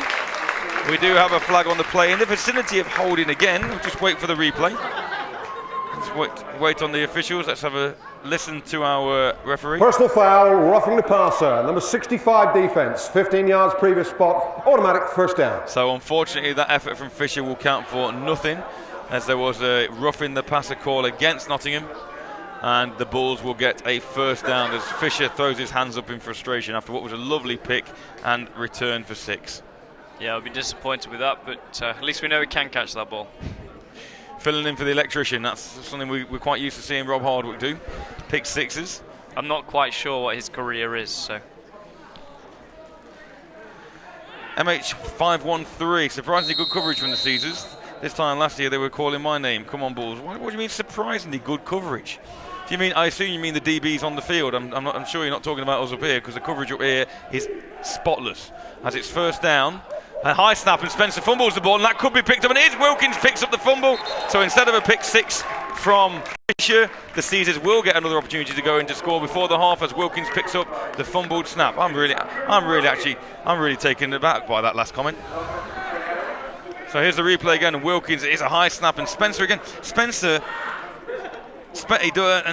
thinks to himself, I'm not sure I want to drop on that ball, if I'm perfectly honest. And there's been a couple of occasions. That's Wilkins with his second turnover, fumble recovery of the game. I say not to put a slight on Guy Spencer, the quarterback for the Bulls, but on the option turnover in the first quarter, it almost seems like he's trying to shy away from that contact, and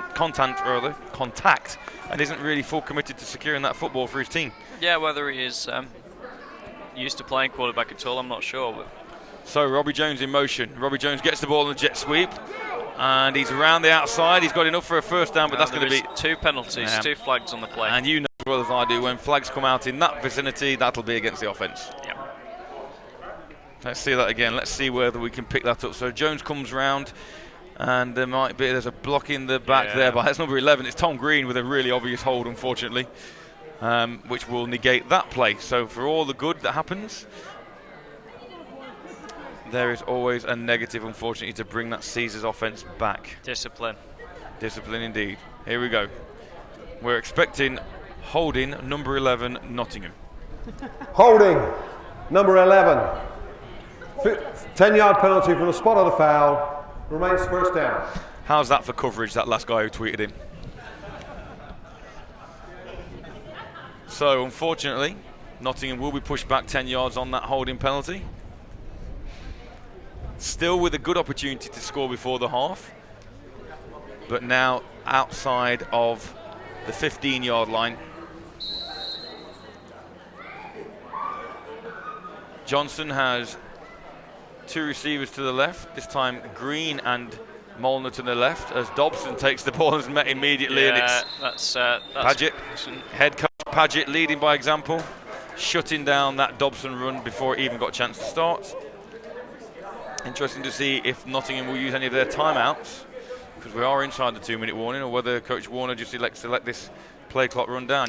Well, you'd think they might go for a field goal. He's kicked one from this distance, so see if they can get 3 more points on the board before half-time. For me, though, I'd be wanting to extend this drive as long as possible. Absolutely, you know? but when you've got such a tight game like this, your offense isn't clicking properly.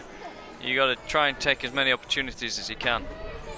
So, 2nd and 15, Nottingham on the 15. It's actually on the 20, my mistake. Johnson looks back. He's got Green in the corner of the end zone, and it's caught for a score, is it? It is! Touchdown. And that'll give Green and Johnson a heck of a lot of confidence. Here we can see the ball in the air, over the back of Ryan Somebody Lloyd. get rid of this girder. Why is there a girder in the way? Over the back. Well, Wembley Stadium got rebuilt, didn't it, and got rid of all their girders. Yeah, it's ridiculous. But come and cut it out with a grind. To be fair, after Tom Green was called for holding, that'll obviously redeem him significantly to keep his feet in bounds and make that play for the Caesars. So a real good momentum boost going into half-time. Let's see if Johnson can add the extra point. Johnson starts his run up, puts the ball up. It looks good from this angle, and indeed the kick is up and good. So we should have a half-time score of the Nottingham Caesars 17 and the Birmingham Bulls 2.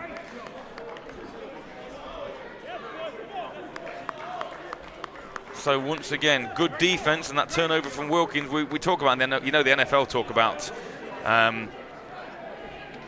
talk about points off turnovers. Yeah. We've obviously had an interception return for a score. We've had a fumble recovery leading to touchdown that score. Yeah. We've obviously had a field goal as well. So 14 of those points from Nottingham, even though one was by defense and one was by way of the offense, have both come directly from turnovers. Yeah, absolutely. And the defense will be happy with how they've performed today. That 2 points is more of a mark against it is a mark against the offense than it is the defense. Indeed. So once again, when half-time arrives and we've had a bit of a breather, we'll come back and recap this first half, so it'll be good to be able to see some of those highlight plays again as Johns kicks the ball deep, and it's a good kick fielded by Tyrone Johnson. He has slipped, knee down on the 5. So that'll be a very good start. And there's a little bit of afters down here from Alex Roof, who gives Joel a bit of a pop after the whistle, but it's not noticed by any of the officials, and in a way that's a good thing for me because it shows that there's frustration creeping into that Bulls team. So from a Caesars perspective, if you can keep your head, if you can manipulate it right, that frustration can be played to your advantage as well as a disadvantage. But this is where having your head coach on the field can cause problems, because he doesn't have that chance to talk to his players properly and settle them. I suppose the only advantage was the role that Coach Paget is taking is that he's not only on the defence at linebacker, but he's also on the offensive line. Yeah, I mean, he's working hard, that's for sure. Although I can see him currently stood on the sideline. Decided to take a breather. It's all well and good playing Iron Man football, but with all due respect to Coach Paget, when you've had the number of seasons under your belt that he has, obviously that will take its toll as well, and he has played much of the first half for the Bulls. So, Guy Spencer at quarterback after that fumble inside his own 5-yard line. He's got, in fact, it will appear that he's just going to take a knee at this stage and just run that clock out. And he does drop to one knee, throws the referee the ball, and indeed that will be the half, I believe. And there's the signal for our official. So our half-time score here in Nottingham are the hometown Nottingham Caesars 17 and the visiting Birmingham Bulls 2. We're going to take a breather, and we will be back with you in 10 minutes or so to recap the first half and look forward for the second half of action.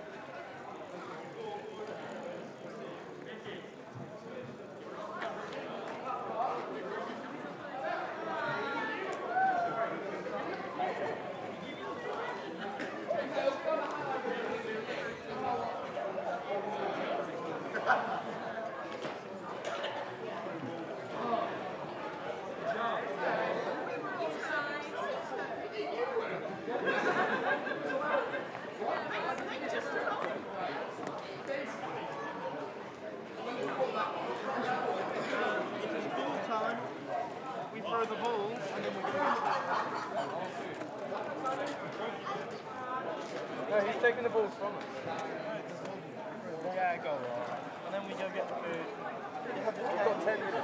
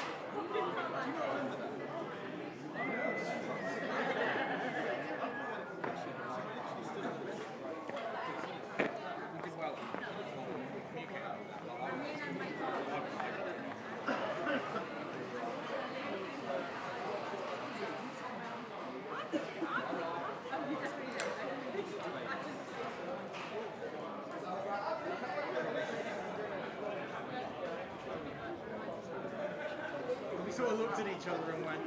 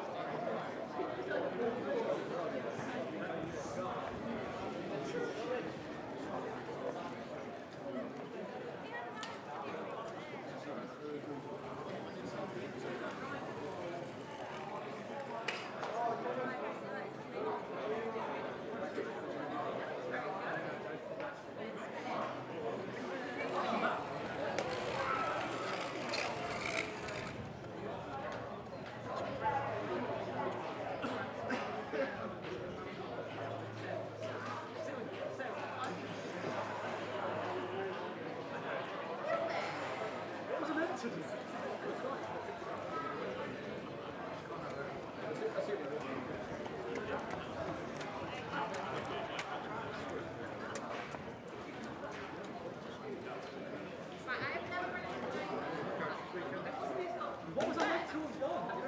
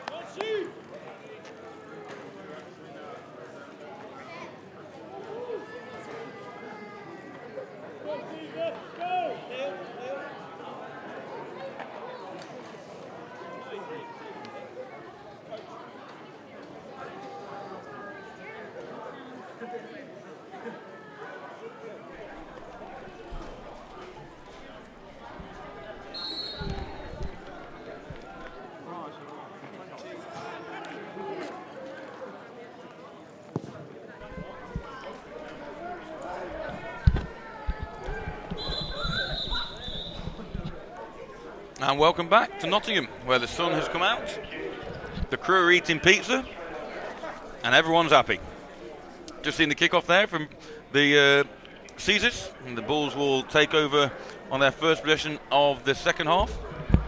Apologies for not rejoining you at half-time with that recap. A few slight technical difficulties on video. We hope to bring you that towards the end of the show, if you stay with us. So the score at the beginning of the second half is funnily enough the same as it was at the end of the first half. Nottingham currently ahead by a score of 17-2. I feel really uncomfortable on this chair. Like, at some point it's going to break. Well, let's hope it all does, and we'll have that to look forward to, and we'll pan the camera around. I don't know whether another slice of pizza will just put me over the limit. We can hope. So here we go then. Guy Spencer and the Birmingham offence come out for the start of the second half. Two receivers to the right. Interestingly, Mark Paget in it, sort of a slot half-back type position, and he gets smashed out of the way by Kieran Matthews trying to make a block, and Matthews does manage to get to the ball carrier for a loss of 1.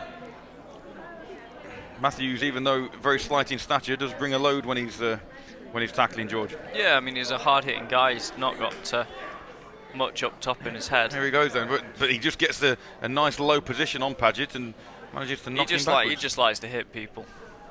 Which is always good when you're playing defence in this sport. It is, yeah. Kind of a prerequisite. But there we go. So second and 9. Spencer again in the backfield.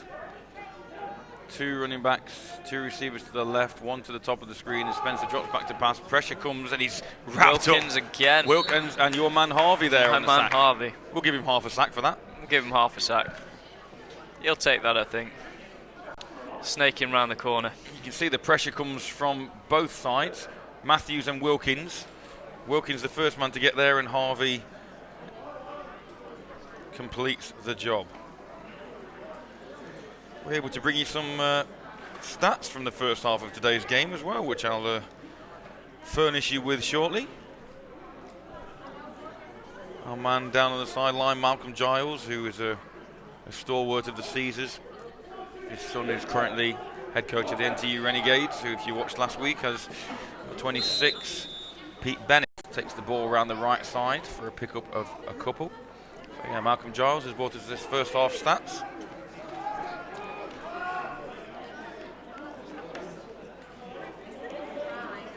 Robbie Jones just coming back onto the field of play as a punt returner. It's been a quick possession for the Bulls, but it does look like they'll be punting it away. Quick 3 and out there for Birmingham to start the second half. Not what they would have been wanting from that offence. And again, Caesar's defence holding true, not allowing much yardage at all. So, 4th and long, and Wilkins got a real good jump on that snap and nearly gets his way to the kicker, and the ball takes a Bulls bounce inside the 35-yard line down to 32, where Nottingham will take over for their first possession of the first half. So stats. Dan Johnson won't particularly want to see these stats. He's completed 3 balls for 26 yards, 2 interceptions, but obviously that touchdown to end the first half, which hopefully will catapult him into better production in this second half. Yeah, absolutely. He finished on a high, so that's always a positive for any quarterback. I'm discussing with Grant, Coach Lawless, over half-time as to where he thinks things were going wrong. And you know, in the passing game, Dan's got plenty of time to make the throws. Just doesn't seem to be clicking. Dobson hits his initial hole, and he's then dropped for a loss of 1 on first down. Rushing stats: Jason Robinson, 9 carries for 42 yards. He'll be happy with that. It's a good, productive running back there. Unfortunately, Daniel Dobson, 4 carries for 3 yards. Not as productive. Not as productive. On 2nd and long for Johnson in the offense. 4 receivers again, surveying the field. Good snap, fakes the handoff. He's got a man and he sidearms it again. That just doesn't seem to be over the top of that and delivering the most. Number 83 there, Jaymore. Yeah, not delivering the most accurate of passes. So receptions, obviously we mentioned that Dan's got 3 completions. One of those completions was to Jamie Molnar for 5 yards, one to Jason Robinson for a 0-yard pickup, and that final one to Tom Green for a 21-yard touchdown at the end of the first half.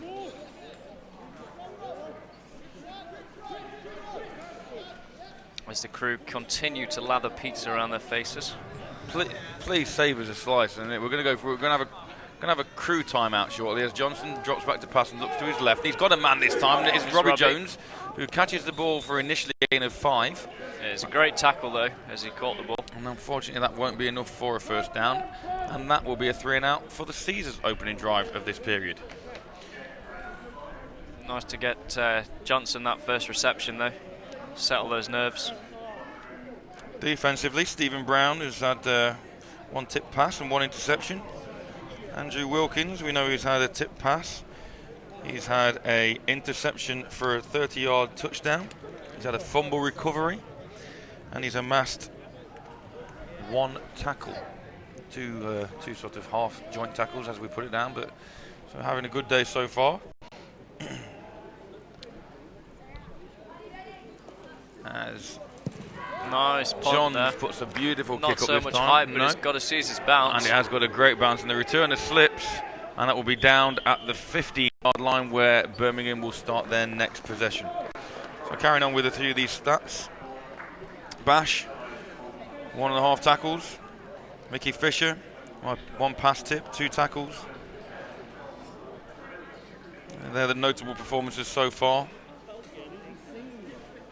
Joe Selman, 12-yard sack.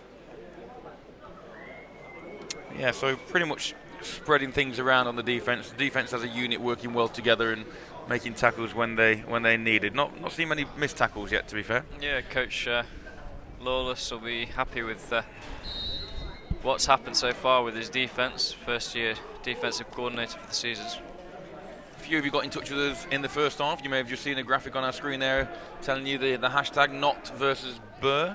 If you want to get in touch with us in the second half, and keep us informed how your Sunday afternoon's going. As Spencer hands the ball off, and this time it's number 24 on the carry. Daniel Augustus, who we mentioned a lot on defense, tries his look into the interior of that Caesars defensive line. Yeah, Wilkins just destroying that play in the backfield. Stacey Martin there, 92, also on the field there. Here's Stacey playing on the D-line this year. Played various positions in his career, linebacker, D-line.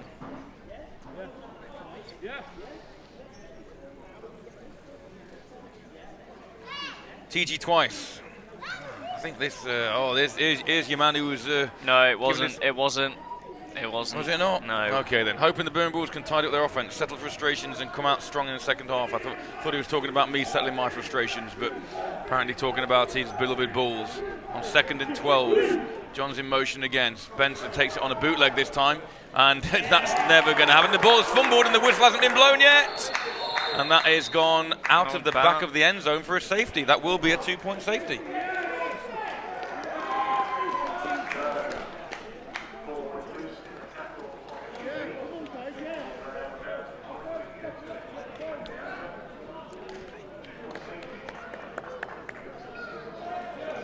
So again, good pressure. It initially looked like Spencer was taking that ball to his left on a bootleg, but then he almost tried to pull the ball out as if he was going to look to throw it. And then again, once again, he never seems the most committed when faced with contact. And yeah, I mean, what a great hit though from Caesar's defense just to knock that ball loose and push it out of the end zone. Didn't catch a number on the Caesar's tackler, unfortunately. Thought it was number 24, Kieran Matthews. May well have been. More than likely, Wilkins or Matthews on that tackle and forced the fumble, and that will be another 2 points. As the crew eats pizza, they forget about the game going on around them. No replays anymore, no commitment. We don't even get decent seats anymore. You whinged this morning asking you seats. I give you 2 seats. You don't want the seats now. He's sitting on it. I think the seats are lovely. Thank you, Steve. The seats are lovely. I just need a cushion. Oh well, I'll have it. So, the Bulls punt the ball away after Nice the high safety. ball. A lovely high ball. Robbie looks to field it and overshoots it, so he fumbles it a little bit, but he does manage to pick it up with a little bit of space and time, and he cuts out of the initial tackle by Ryan Lloyd, but then met by 2 other seasons. If he could have fielded that ball cleanly, may have had a chance to do something in space. He may well have done. He seems to be off his game today. So as you can see, the punt is a nice high kick, and they're not the easiest things to take at all, but you can see he runs a bit too far underneath it. Yeah, Camera work not the best there, unfortunately, because of camera in one hand, pizza in the other. But Robbie having a bit of an off game.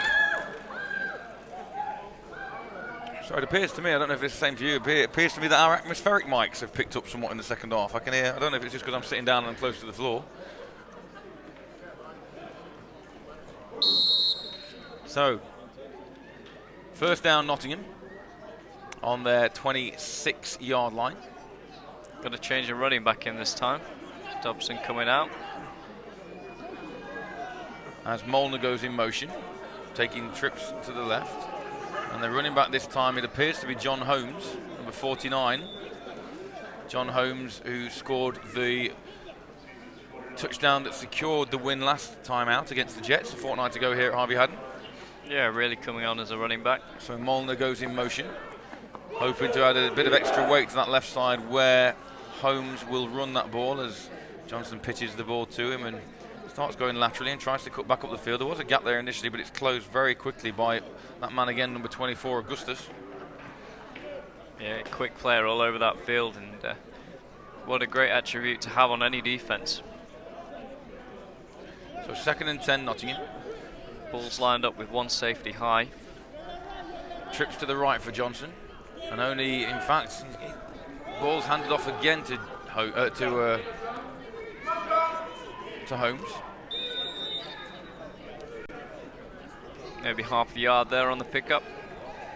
But interesting, like you say, playing with a single high safety, and there were trips on this right-hand side, and there did appear to be a man uncovered at the bottom of the screen. But that'll bring up 3rd down. Very conservative play call on 1st and 2nd down by Coach Warner.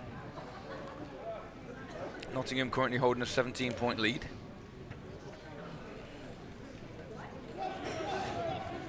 Got some scores from around the country. We'll continue to bring you as Johnson drops back on 3rd down. Looks right. Oh, it's a risky pass, and that's broken up by Lloyd. Into triple coverage. Tom Green, intended receiver. Yeah, it's a really nice break up there from Lloyd, just knocking that ball down to the ground. Nearly another pick. See that again. Johnson does step into this one, and there's 3 men there. We must be out of pizza.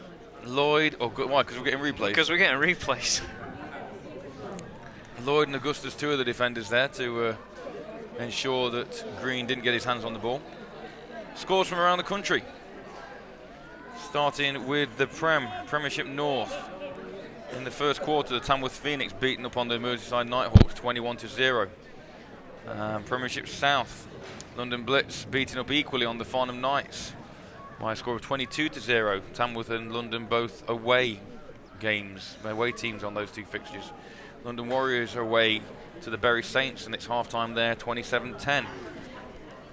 As the punt is up, and it is allowed to bounce, and Matthews just watches it continue to roll until it comes to a standstill at the 17-yard line.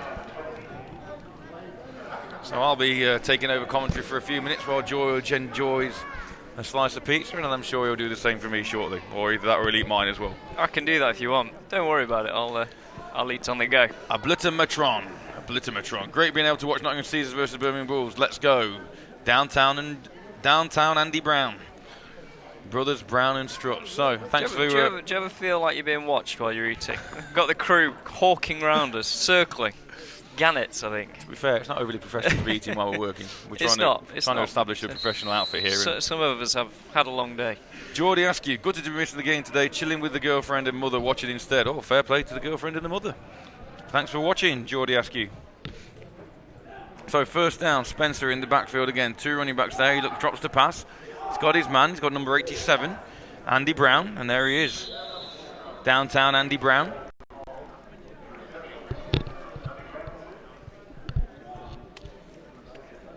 So how are the Warriors looking? I believe they're playing the Saints today. Got any scores from their game? The Warriors, I've got some updates. They were older scores I brought you. So currently, London Blitz are beating Farnham 29-0. The London Warriors are beating Bury 47-17 now in the third quarter. Tamworth 27-14 against Merseyside. Bringing some more scores shortly as we see this second down play, and the ball is high, and Matthews is going to be close to him again, and he eludes Matthews this time and slides down in front of number 23. That's Joe Howell for the Caesars. So manages to do quite well, Spence, that time not to turn the ball over. See here though, it all starts with a snap, and that snap flies way over Spencer's head. No chance with that. And again, it bounces quite kindly for him when he fields it on his feet. Matthews, ordinarily a very sure-handed tackler, and he slips out of Kieran's grasp, but then decides to slide before taking too much more punishment. But that is a big loss of 10 yards. So yeah, more scores then. We've got still Leicester 17, Sandwell 10 in the same division as this one that we're watching this afternoon in the third quarter. Similar situation as it was 2 weeks ago. Indeed. Manchester Titans 48, Doncaster Mustangs 20 in the NFC1 North third quarter. Newcastle Vikings 47-0 ahead of the West Coast Trojans. Big score. That is a big score. Spencer drops the pass. He's got a man, and he has got a man down the middle. It's Andy Brown again. Andy Brown with a big pickup and a first down for the Bulls. Real breakdown in coverage here. If we have a look at that again. 6 men rushing. They managed to pick it up, and Spencer stands in the pocket well that time. The ball comes out a little bit wobbly, but he finds a seam between Mickey Fisher and Chiramba. Yeah, it's a really nice grab there, and again he had to watch that ball in before he thought about running upfield, as we've seen Mickey Fisher drop that earlier pick. So maybe a little bit of life being injected in the third quarter, and it's a fumbled snap this time. Another slow snap, and I think the way that teams are reacting, Birmingham have recovered that one, managed to get back on it, but that snap sort of just popped up, and Spencer, here it comes, look, it pops up into the air, and Spencer doesn't really know what he's going to be getting. He had his eyes downfield as well before he secured the ball. Got to secure that football. A couple of under-19 games going on today. Obviously, we know that our Nottingham Caesars beat the Manchester Titans by a score of 14-0 here at Harvey Haddon. The Merseyside Nighthawks are 6-6 in a tie with the Chorley Buccaneers. That was the full-time score as well. The London Blitz lost a close one, a heartbreaker, 18-20 against the Birmingham Lions. That was in London. The Lions will be happy with that. They've been trying to beat that outfit for a number of years, but you know, both teams very high quality, and Lions finally making their mark on that game. So 2nd and 13, and another high snap, and this one could be recovered, and Beckett's on it, and he does pick it up. Yeah. And that's another turnover by the Bulls off a poor snap, and it'll be first down Nottingham on the 11-yard line. Here it is again, and watch this snap as Brown goes in motion and sails over. Spencer's got no chance with that one at all. We can't blame the quarterback for that. And to be fair to him, when we've said he's been shying away from contact, he does make a touchdown saving tackle, because Beckett had nothing but green in front of him between him and the goal line. Yeah, I mean, something's gone to pot really. Whether there's too much pressure over the centre, he's not quite sure what his next move is when he gets up. But they got to get that working. Now, interesting, if you look on the field of play, we have a change at quarterback, it would appear. Number 1, Ash, is in at QB.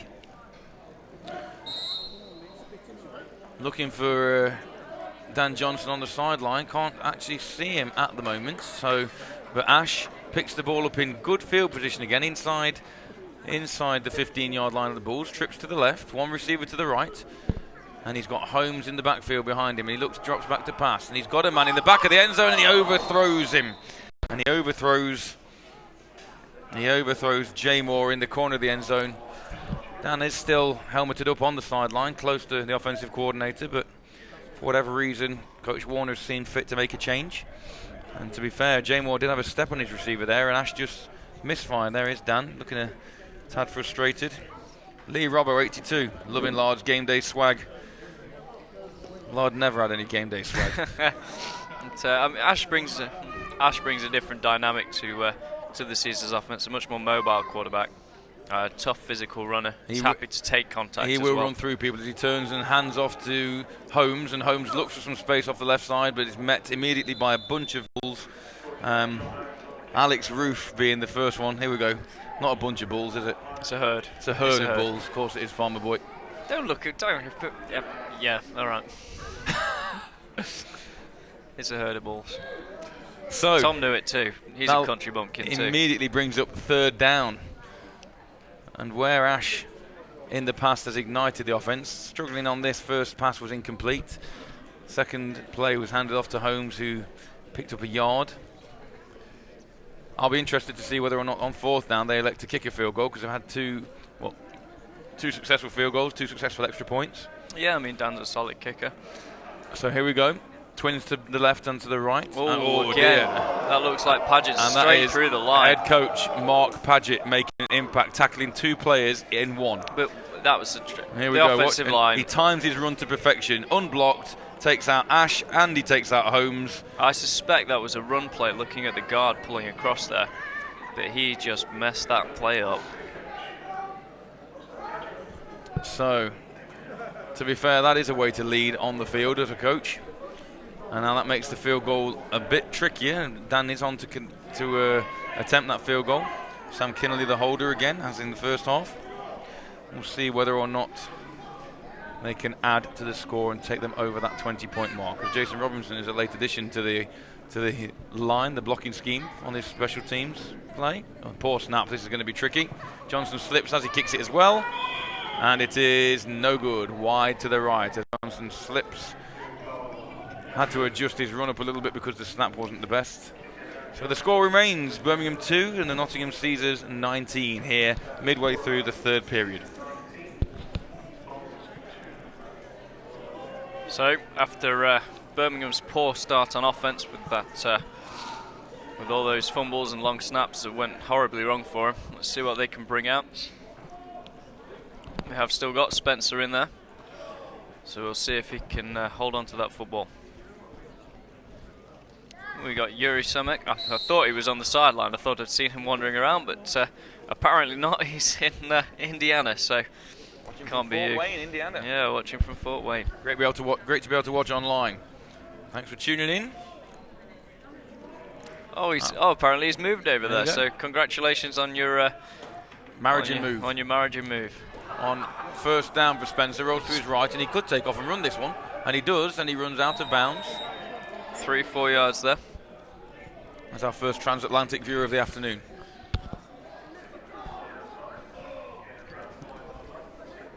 So again, you see receivers are well covered up. Spencer just rolling down the side, 69 for the Caesars. Just hunting him down, that's Chris Hutchinson.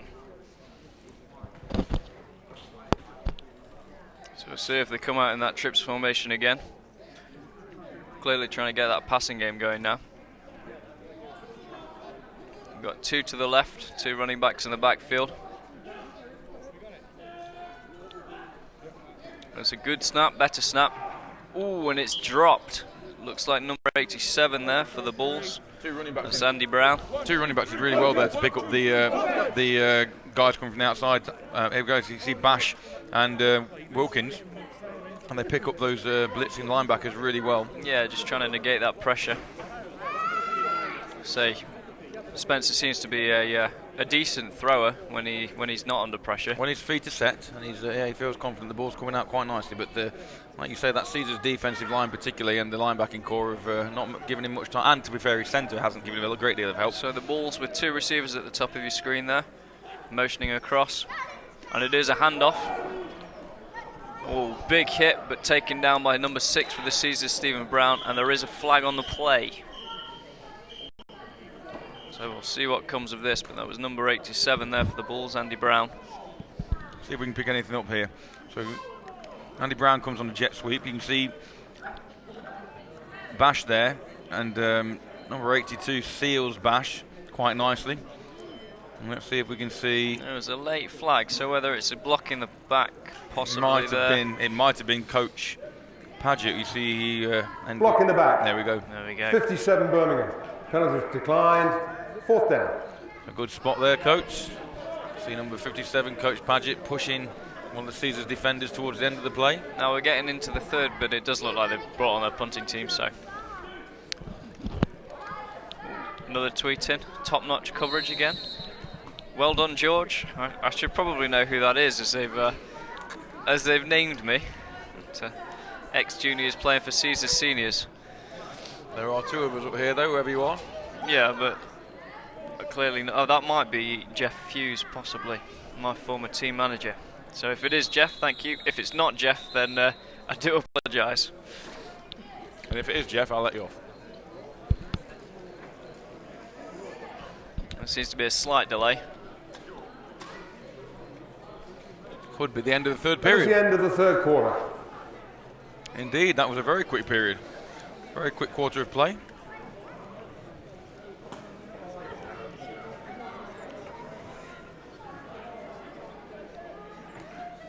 Just got another viewer, Counter Tenor, watching from Florida. He says, glad to watch this until the NCAA starts. And we've got another one, worst halftime show ever. Well, that's because there wasn't one, so yes. Unfortunately. It is an exception to the rule. Usually we do have a bit of a recap there, so, but we'll try and do better for you next time. Baggy Lee 67.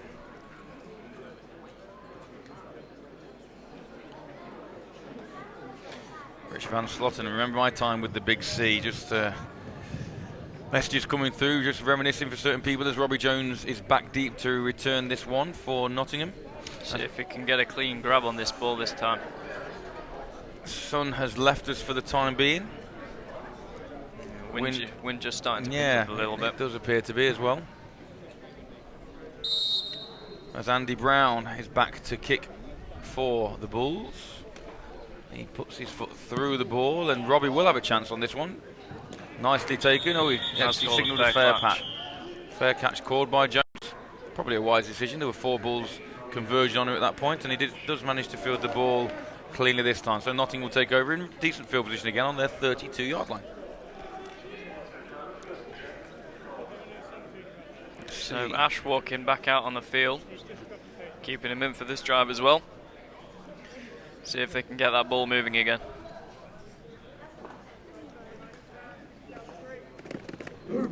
Here's one from the electrician.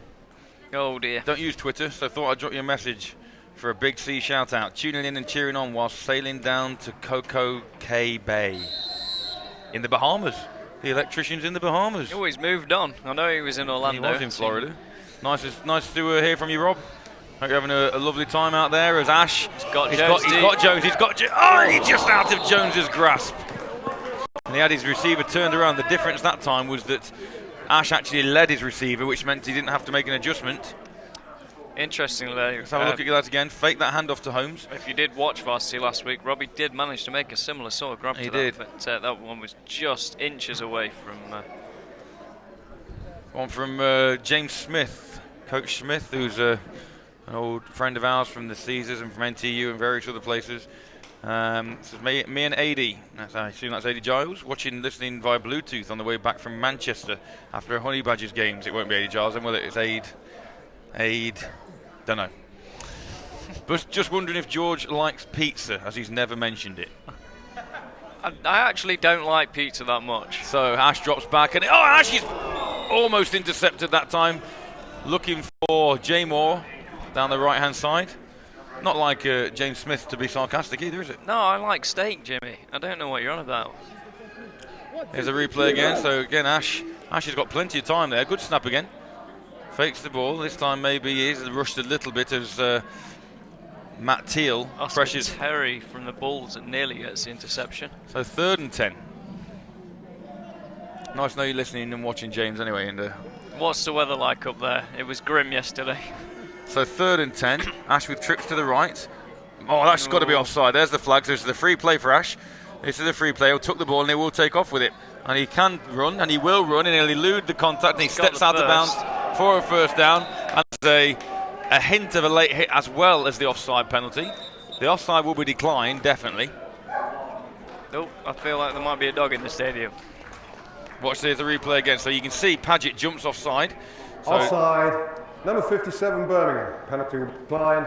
Result of the play, first down. Ash tucks the ball away, and yeah, I mean that's what Ash brings to the table, is that mobility that Dan doesn't quite have. And that was Alex Roof again, who was bordering on a late hit, who we saw a little bit of frustration from earlier in the game.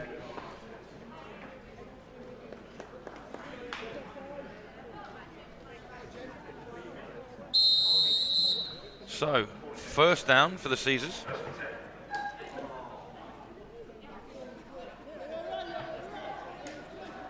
First and 10 inside Birmingham territory. Birmingham Ash. DBs have stepped off. Ash again trips to the right.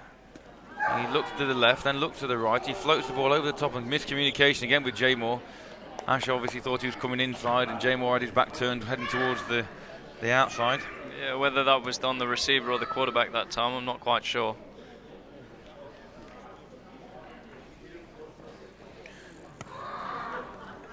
So, we've got another viewer in Cleethorpes I'm overhearing, cheering on the Peter White in Cleethorpes, cheering on the Brown brothers.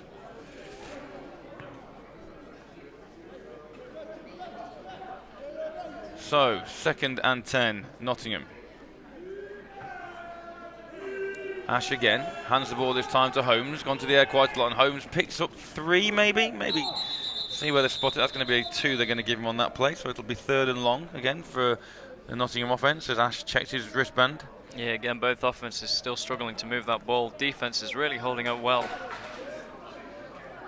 I say, barring some absolute catastrophic collapse, you'd assume that Nottingham will go on to win this game, but they'd be looking for a little bit more confidence taking into those Sandwell and Leicester fixtures later in the year. Yeah, I mean, the 3 scores up, so they should be relatively safe, but anything can happen, and we've seen at the start of the game 3 or 4 quick turnovers from both sides. So we'll just see what comes of it. Third and 8. Oh, and that's a false start, so that'll make it third and 13. Seems like that was Jamie Molnar. False start, 16, Caesars, 5-yard penalty. It remains third down.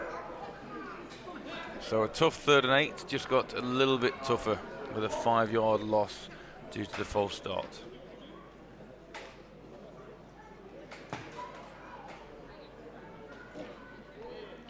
So can Ash weave some magic?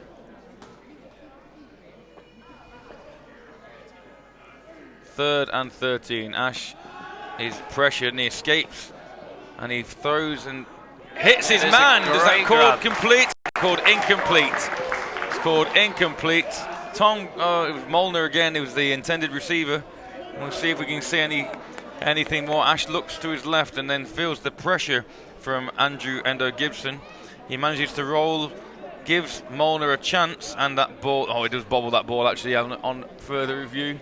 May well have hit the floor before securing that in his possession. Caesars bringing out their punt team again. Wow. It is Mr. Giles with James Smith. Made his Honey Badgers debut today. Oh dear. Wow. Oh no. AD wants to know if George likes steak. Is he a fan? If George likes steak, is he a fan of... No, I can't read that out online. Can I read it though? You can read it. Interesting comments there, AD Giles. I very nearly read that out without reading it first. Thanks, Jimmy. But here we go. So the punt is... Oh, the snap's not great again, and... it is managed to be sent away and kicked out of bounds, nearly hit our atmospheric mic. Big thud in our ears as the ball travels out and will be spotted at the 25-yard line where Birmingham will take over. Yes, please, Coach Giles. It is a family show, so let's. But let's now refrain. you know what. Now you know what he's asked you. What's the answer? I'm not going to answer on air. So first down, Birmingham. Still a 17-point deficit that they're facing. A bit of an uphill battle in this fourth period. Do you like a good skirt steak, though?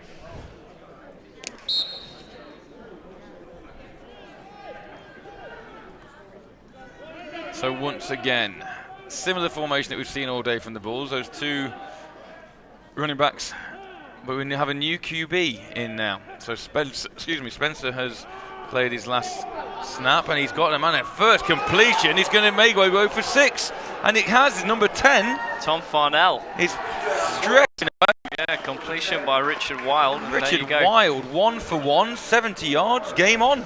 Always, things can turn pretty quick. Wow, here it is again. Mechanics weren't great by the QB, but he managed just to find the open man. But look at Farnell accelerate away from the defensive backs as well. That's number 4 there, Sharambi, just chasing him down. And Mark Martin. So a big swing, a big touchdown, big call.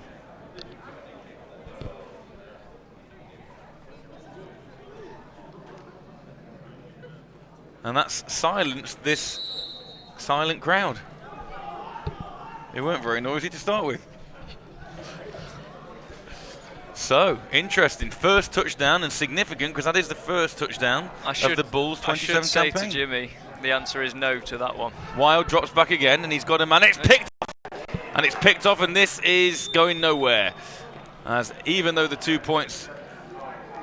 So that was Martin, who was beaten on that previous play by Farnell, but manages to redeem himself a little bit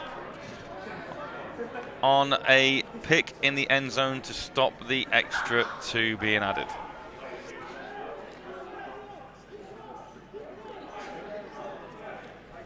So Jason Boldler sitting at home in actual Birmingham, trying not to throw things at the laptop. Well, I'm hoping, it's hashtag Bulls offense. I'm hoping it's not our commentary. Well, you should be a little more pleased with what you've just seen from your Bulls offense on that last series. 1 play and done. Offensive linemen love a 1-play drive. Yeah, especially when you've got offensive linemen repping both sides of the ball. Absolutely. So, 19-8 is the current score. Keep reading you out these tweets. Please contact us here at Caesars TV. Hashtag not versus Burr. We'll try and read out your tweet if we can. As Jones is back deep to return again. See if he's able to get anything going on this one. He won't be happy, as you said, and it's a kick away, and that's going to travel out of bounds, and that will be an illegal procedure penalty, which will put Nottingham in decent field position to start this next drive. Yeah, the 4th time we've seen that penalty today. Can't blame the wind because there's not a lot in the stadium. No, you're right. Just directional errors off the boot of the kickers. Absolutely. Is it difficult to? Out of bounds by Birmingham. Caesars will elect to take the ball at the 30-yard line, first down. I mean, I've never kicked, but is it difficult to kick the ball in a straight line? Yeah, it is. Is it? It is. All it's got to do is just hit your foot slightly at the wrong angle, and it'll knuckle one way or another. Absolutely. Yeah. Although, if that is your role on the team, you'd expect to be able to do it with relative success. Yeah. So first down, Nottingham. Ash still in at quarterback. Could well be that Dan's day is done. That's alliteration there, if I've ever heard it. Jones comes in motion, so 2 receivers both sides now. Ash takes the ball one-handed. He pops the ball up, and Jones drops another. And again, even though it was a little difficult, you'd expect Jones to be taking that one. Yeah, I mean, he'll be really disappointed with his performance today. There's a flag there as well, which could well be offensive pass interference.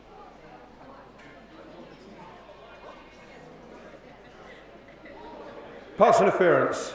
Number 87 offense, blocking downfield. 15-yard penalty. It remains first down. And that's Danny Johns with the infringement that time. So blocking downfield while the ball was in the air would be the call.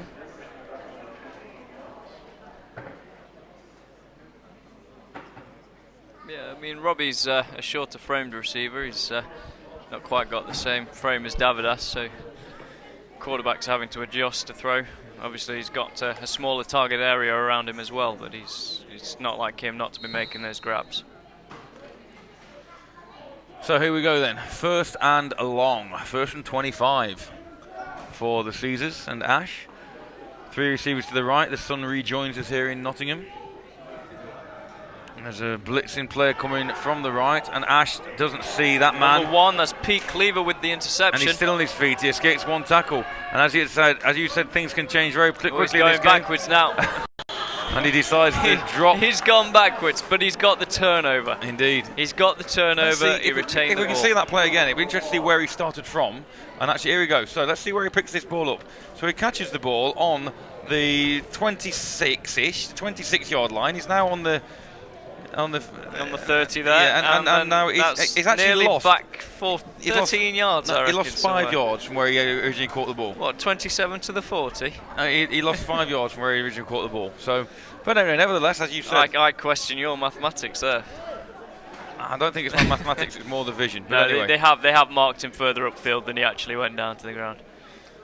So, and then obviously decided that he could see he was running back towards Danny Johns and decided to take a dive before Johns laid the boom on him. Thank you, Jimmy, for those kind words. Nevertheless, it is now first down Birmingham again.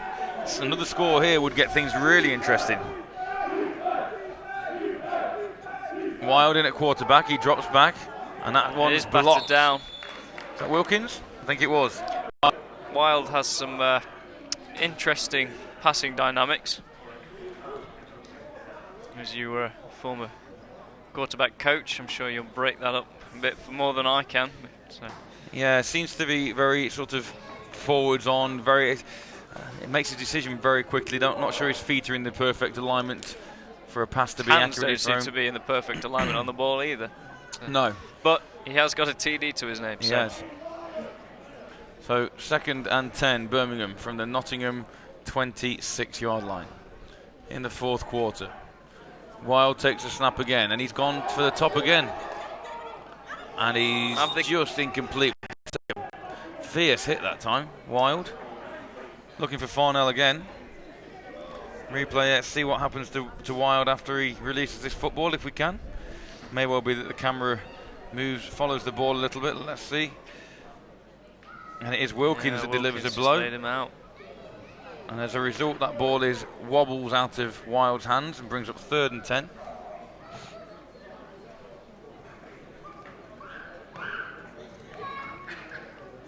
Third and 10, Birmingham. Sorry, George. Say what you want about his mechanics. He does seem to be finding the open receiver. He does. Look at that. He makes his decisions very quick, and that one is maybe almost, not that time. almost intercepted that time by Mickey Fisher again, who's had one interception for a touchdown, called back for a penalty, but that'll bring up 4th down. So the Caesars may well escape this one, as you see. Trying to thread it between Fisher and Wilkins, sorry, and Bash, Baby Bash. Trying to thread it between Kieran and Fisher, and Fisher almost had the chance to take that one away. Did he ever, UK?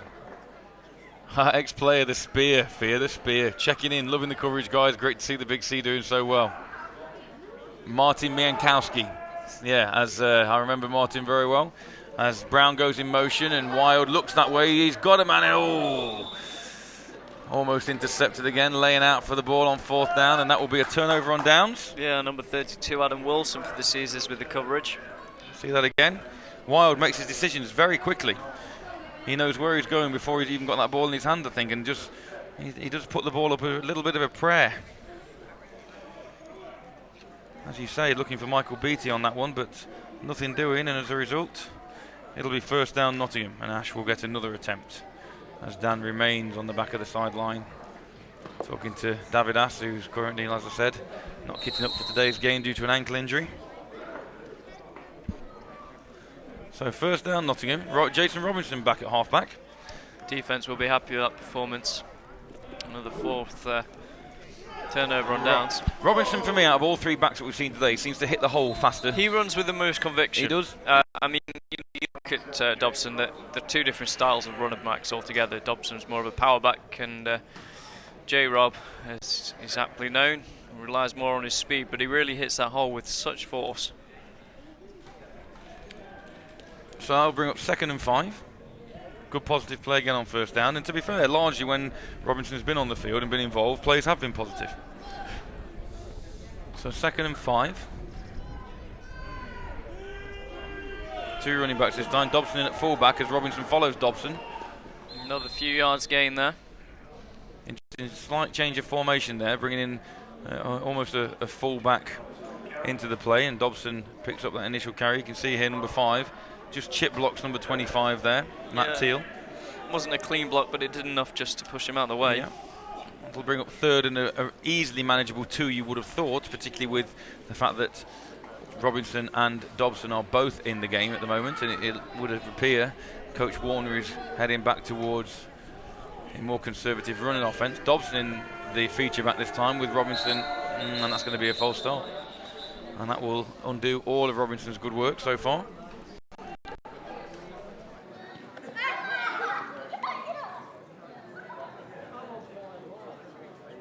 False start. Number 5. Caesars. 5-yard penalty. It remains 3rd down. So unfortunately, instead of 3rd and 2, it'll be 3rd and 7, which does create a bit more of an issue for Ash and the offense.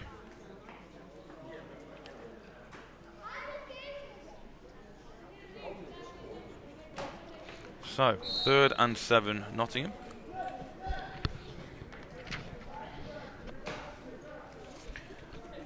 Two receivers to the right. They've still got those double running backs in with Dobson and Robinson as he fakes to Robinson, and then he's looking for Jones over the top again, and that's going to be out of Jones's grasp. Can't blame Robbie for that one. Did that hit the atmospheric mic? Heard a big thud there. Hit the hurdle, and you heard Robbie scream out, "Come on!" as he picks the ball back up.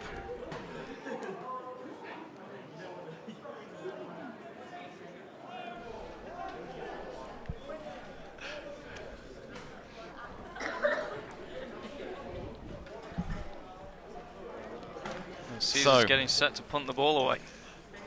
There is no flag on the play. Apologies for the graphic on our screen.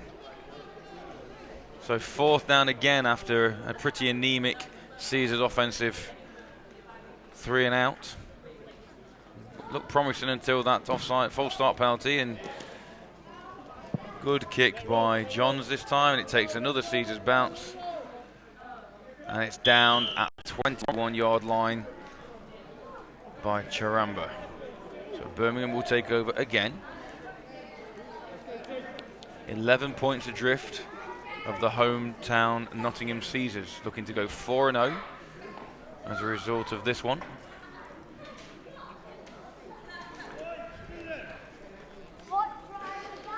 So let's see if we can maybe bring you up to speed with any more scores from around the country. Wild still at quarterback, and Wild has made the Birmingham offense look a little more menacing in his brief appearance in this 4th quarter. Drops back to pass again and again. He's made his decision, and he's got his man, I believe. Unfortunately, he managed to hold on to that. Michael Beattie there made the catch. Good concentration because he was hit as he threw that. Just catching the ball on the 2nd attempt. So 3rd quarter, and then you can see that bobbles it, comes off his helmet and manages to secure it as he's being taken to the floor. Bash with the tackle. 3rd quarter scores: Tamworth 34-21 over the Merseyside Nighthawks. London Warriors 41-17 over the Bury Saints.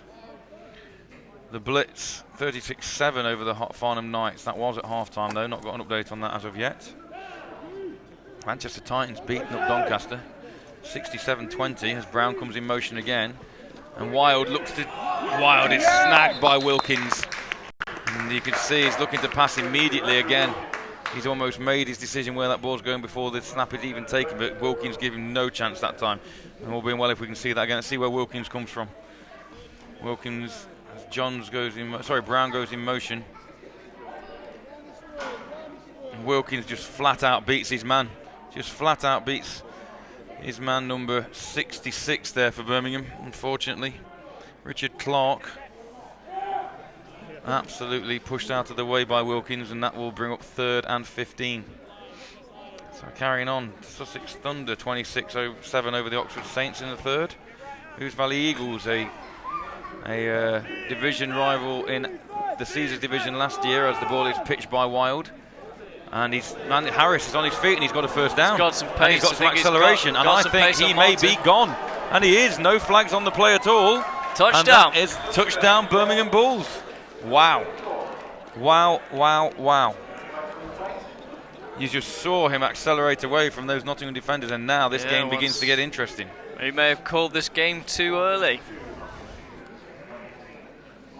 So currently, before the extra point attempt, it stands at the Birmingham Bulls 14, the Nottingham Caesars 19. But not quite sure how long we've got left on the clock. Squeaky bum time for sure for Nottingham. as indeed it was a couple of weeks back against Coventry, but then they were the team coming from behind rather than the team putting the points on the board or defending the lead as they're trying to today. London Olympians 34-13 ahead of the Kent Exiles in the third quarter. Leeds Bobcats 62-6 ahead in the fourth against the Nottingham Raiders. Looks like the Birmingham Bulls will be going for two. As Wild is in at quarterback again. He has his two running backs, Johnston and Harris. Flags all over that play. Usually means it's going to be a false start when a play is stopped that early.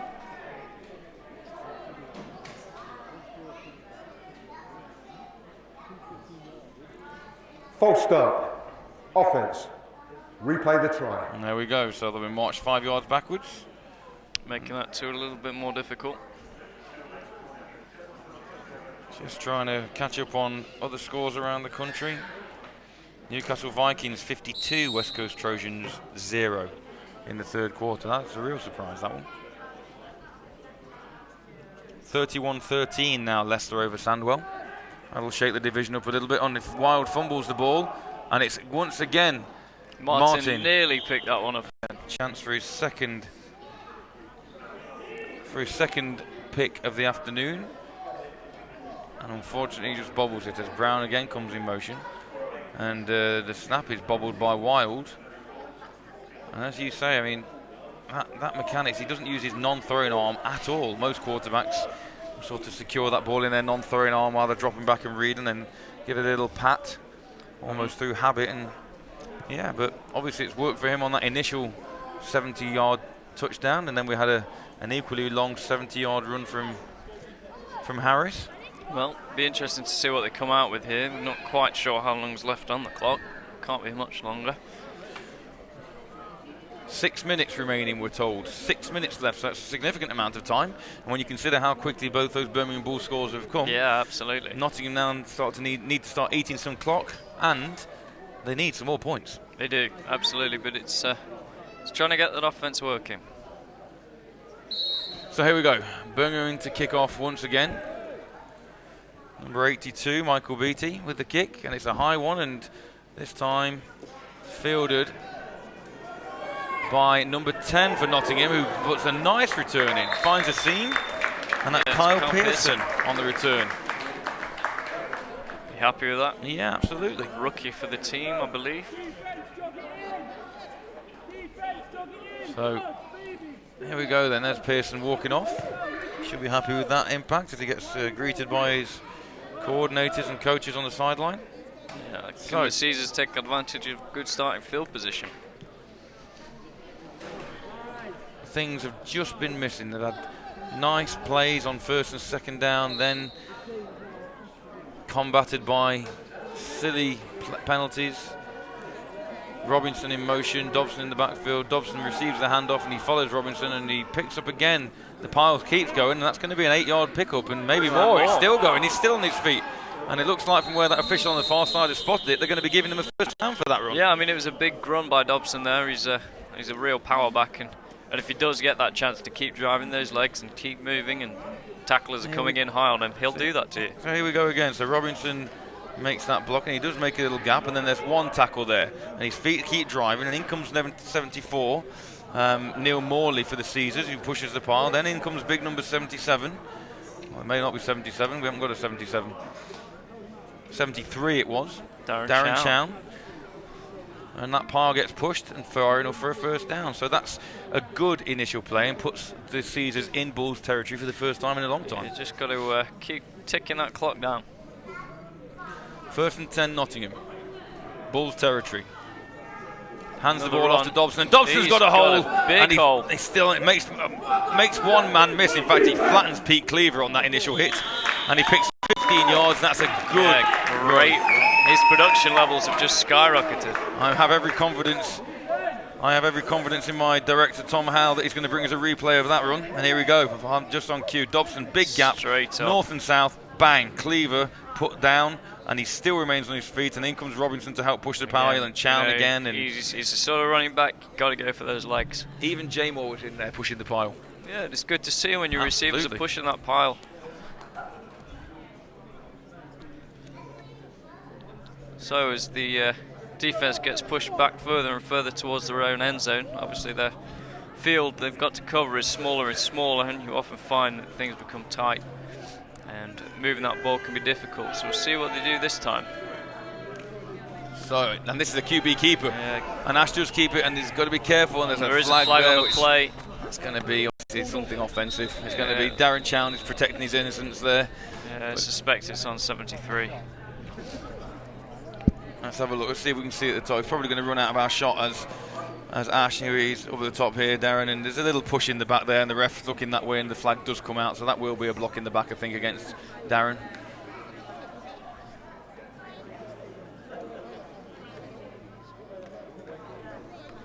He's still protesting his innocence.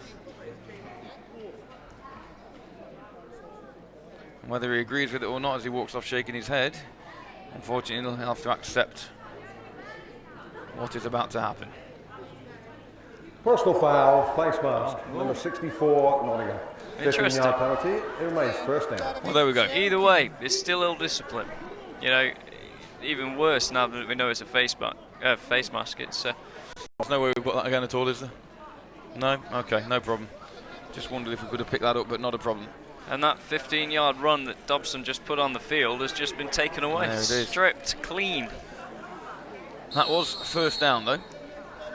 So, it is first and 25. Well, obviously it's a long way to go, but still clock is a factor as well.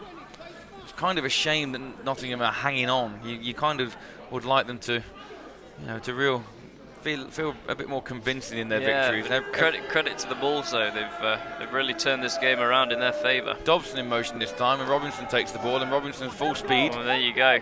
And he's Pete still up. Cleaver just managing to grab shirt there. So picks up 8 of those yards. Paget slow to get up in the middle of the field, but he does return to his feet and will return to the Bulls huddle.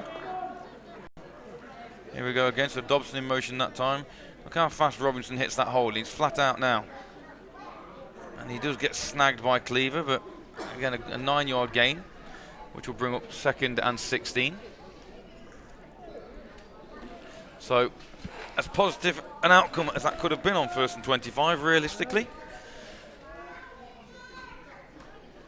Robinson and Dobson reverse roles again.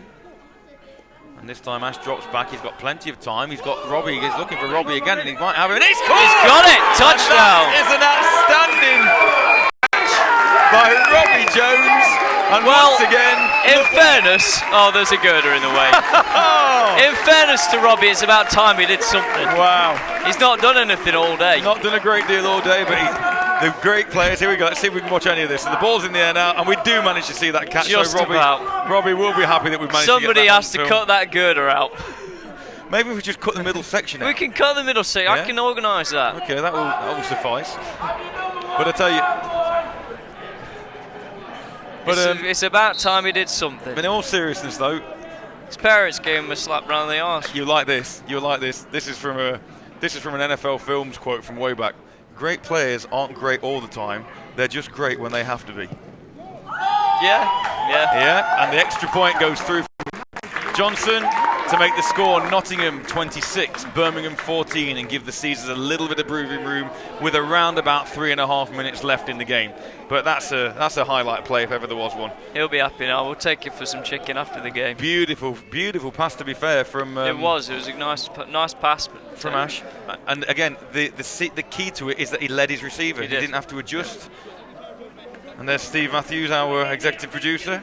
That is the creepiest look, that is. We forget he can hear us. We forget he's got those white things in his ear. But getting close to the action.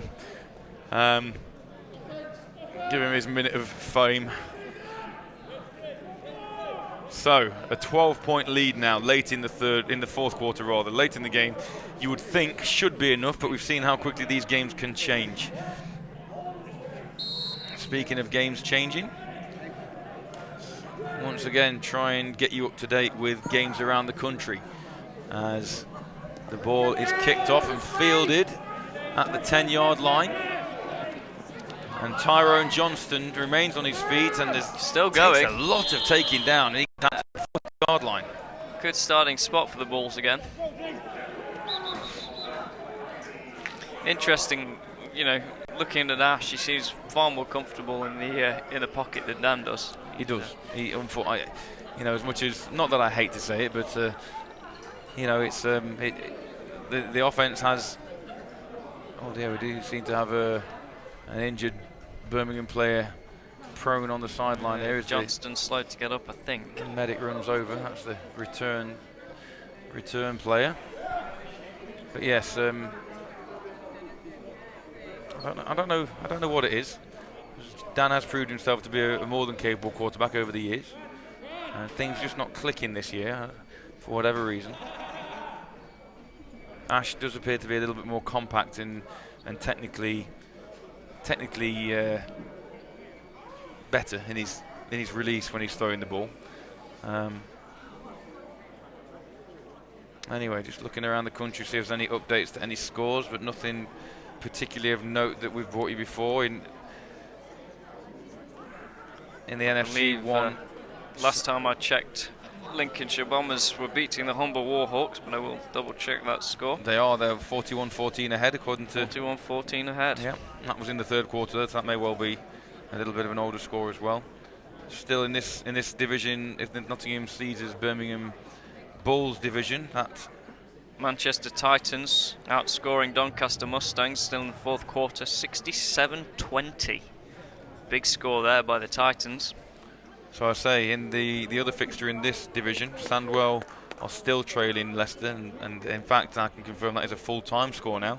So should Nottingham 31-13, Leicester Falcons have run out winners in Sandwell after losing to the Steelers on their own patch 2 weeks ago. Interestingly, if you are following the Premiership, whilst I've got it in front of me, we've got the Leicester City drawing to Bournemouth 1-1. Robbie Jones salutes the crowd. So yeah, 31-13, which will mean if the Nottingham Caesars hang on to this victory today, they will top the division. Silver Cyclist, if only at Birmingham Bulls had kicked those 2 field goals in the first half deep in the red zone. Indeed, if only, it would still be 26-20 to the Caesars. It's interesting that they didn't elect to kick, whether they don't have faith in their kicking team to get those field goals. Indeed, yeah. But I say hindsight's a wonderful thing, isn't it, in all seriousness? Yeah, of course. And they obviously have got more faith in their offense than they had in their special teams, and as a result, you know, that their decision, may well have come back to haunt them. As Johnston is having to be helped off the field by his head coach and by number 13, Neil Solomon, for the Bulls. That's never good to see, and that will be the end. And obviously, I think it will be the end of Johnston's afternoon. He's had a relatively productive afternoon for the Bulls as well. Does seem to be walking though. It's does seem to have weight on those legs. So whether it's a bit higher up. So yes, as I was saying, sorry, Nottingham will top the division 4-0 if they can hang on to this 12-point lead. Nottingham will be 4-0, Sandwell will be 3-1, Leicester will be 2-1. Yeah, it really shakes things up, and we'll see what happens. As I mentioned, Nottingham's next game is once again against Birmingham on the 6th of June.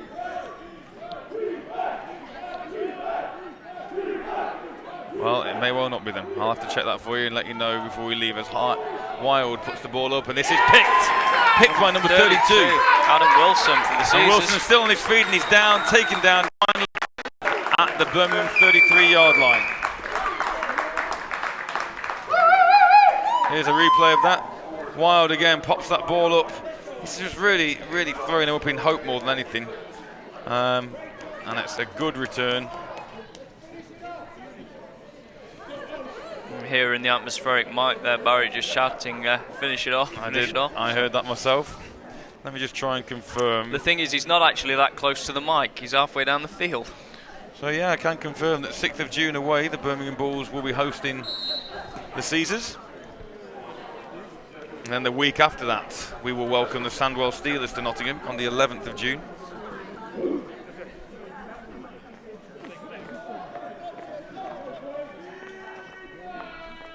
Caesar's coming out. So Caesar's on first down. Ash with the ball again. Likes taking that ball in one hand. He's got Robbie again. He's got him, and he's slightly overthrown. Have him down the field and really going for the jugular now. Ash. It's a difficult ball to catch though, over the head. Over the shoulder, running away. And it wasn't really over his shoulder, it was straight over his head. So we're looking for a replay, but that's actually Robbie running back to the huddle. Here we go, here it is again. So Ash, plenty of time again, and he was open. He was open. Yeah, it's certainly the right read, and he had Tom Green open on the far side of the field as well. Just like to give a shout out at this stage to our friends at Double Coverage for supplying us with all the updates this afternoon for the scores around the country. And as well as Score Stream. As well as Score Stream as well, yeah. Double Coverage doing a great job championing the sport in this country. And we thank them once again for all their support of Onside Productions and Caesars TV. On 2nd and 10. Ash runs this time. He's going to find it difficult to throw. He's got a man with him there, and he's going to get wrapped up. That's number 78, Omar. Omar tracking him down. And he's hit then by number 88 for the Bulls, Andrew Gibson. Did appear to be trying to get set for the pass. He did. Initially, though, it looked like he saw obviously Omar coming through and had no option but to run. That is a 2-minute warning. There are 2 minutes left in the game. So there we are. With 2 minutes remaining in this one, we have the score of the Nottingham Caesars 26 and the Birmingham Bulls 14. So maybe it's time to start thinking about wrapping things up, George, and surmising about what we've seen this afternoon. Thoughts, generally? Defence in general, for both sides, you know, Caesars and Birmingham have both allowed big plays to go, but other than that, they've been fairly solid. Offense has been a bit of a mess this second half of the Caesars. They've been better, but you know, not where they need to be to beat the likes of Falcons and Samwell, that appear to be the two strong teams in the conference. So they've got a lot of work to do there, and same for Birmingham as well. I mean, it'll be interesting to see what happens when they play Coventry. It's a jet sweep to Robbie round the edge, and he's got space. And he's in space, and he's still on his feet, and that's a good pick up. Good. First Good there. And here again, like you say, when Robbie gets in space, not a great snap, and Ash does well to pick it up, and Robbie does the rest. Cuts inside, jinks one way, jinks the other, and number 5, Alex Roof, finally brings him down, but not until he secured that first down.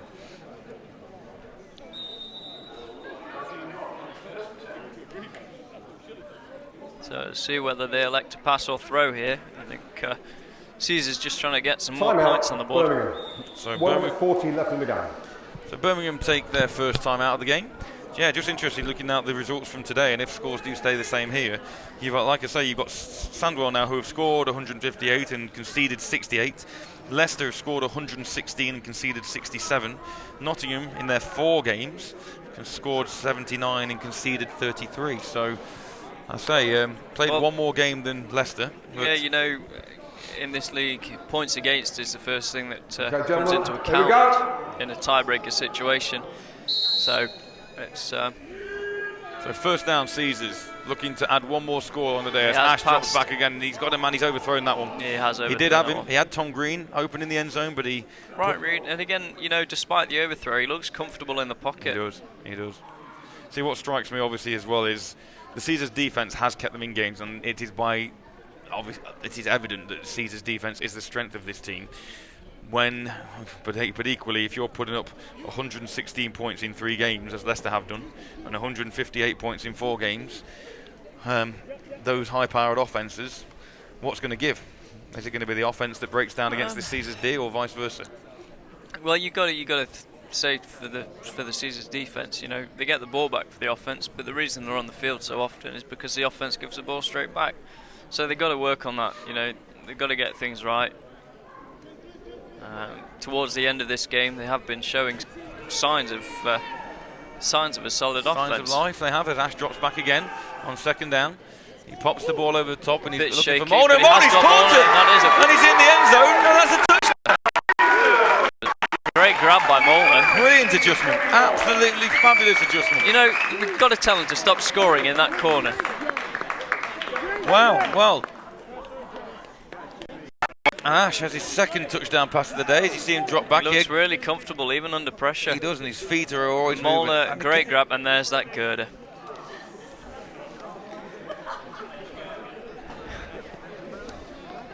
But yeah, I mean, obviously, moving forward, Coach Warner and the offensive assistants have got to start thinking, how long is it till we start, Ash? 2 touchdowns now. He's looking comfortable. Yeah, he looks comfortable, and that's the question I think they're going to face in the next couple of weeks. As Johnson comes on to kick the extra point and makes that look easy. Yeah, I mean, Dan's a good quarterback, but it just seems he's just not in tune with his receivers, perhaps. You know, we've seen at the start of last season and early on in this season, he's been pretty good, and he just seems to have faltered the last 2 games. So, with around about a minute left to play in this one, Caesars have put this one to bed finally.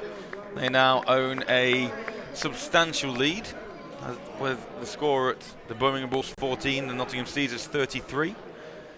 So they will move to 4-0 in the division and top the division, top the NFC1 South Conference. So having played 4 games with 6 games remaining, things at this stage are looking promising. They've done what they needed to do, and the wins are the things that are most important. They just need to make sure they keep this intensity at training and understand that the tougher tests are yet to come. Big kick downfield. Jones kicks that ball off, and Harris has got it, the touchdown scorer from earlier on. So we know he's got some pace. We know he can be dangerous. He's still on his feet. Found a gap. It does seem to be swarmed there by the Caesars. I'll tell you what, number 47 there for Nottingham. I think Jason Potter almost got smashed by some friendly fire there. He was trying to make the tackle, and I think one of his own men just clipped him, and he span off at quite a funny angle, but back to his feet, and he's taken the field on D.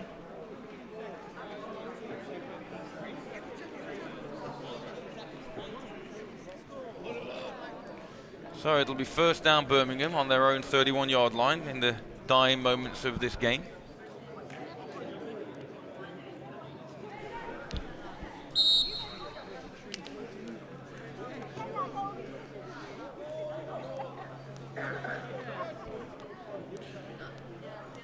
So first down Birmingham. Number 56 for Nottingham rushes to get off the play. That's Mike Thompson, who does manage to get off in time. And there is a stoppage.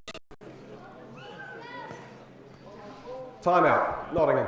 19 seconds left in the game. Okay, so timeout by the Caesars.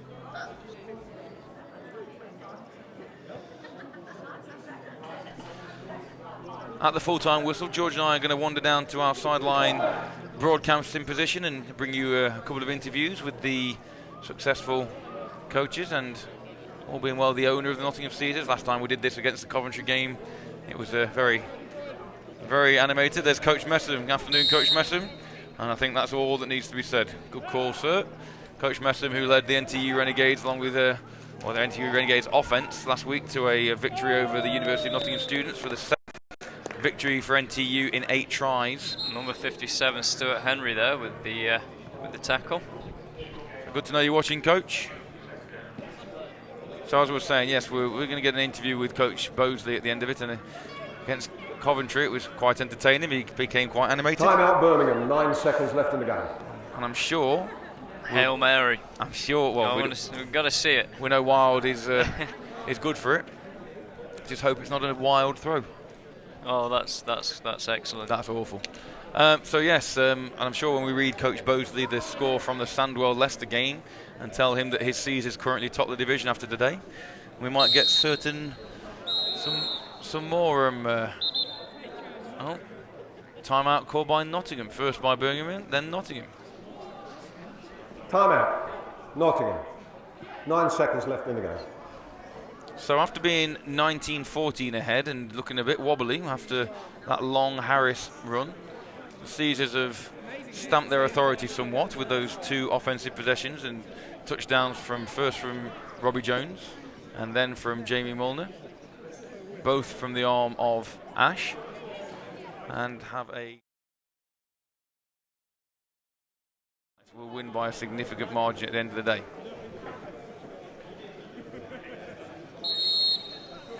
Our technical crew playing with their fading equipment, just to make you think that we were going off air, but we're not. So one last play, and that's going to be a false start by everyone but the centre. As Jed said last week, false start by the whole offence. Let's see. False start, number 82, Birmingham. Still second down. That's kind of unfortunate that Michael Beattie has been called for that one when about 4 or 5 of his teammates went as well. But nevertheless, this game unfortunately is petering out from a Birmingham perspective, but from a Caesars perspective, I think this last quarter, particularly in the last 4 or 5 minutes, will really be a launch pad, all being well, for the upcoming games. Yeah, definitely. It shows that they can move the ball and can get those scores up. And in the 2 encounters against Birmingham, they've currently an aggregate score of 53-14, which obviously bodes well as Wild puts the ball up and he's got his man. It's number 82 there, Michael Beattie. And that, I think, is the signal That from the is the official. game. Will be the ball game. So, as we make our way down to the sideline, we'll leave you with the final score: Nottingham 33 and the Birmingham Bulls 14. This is Rich McGinnis, and this is the Pro Football Hall of Fame Academy.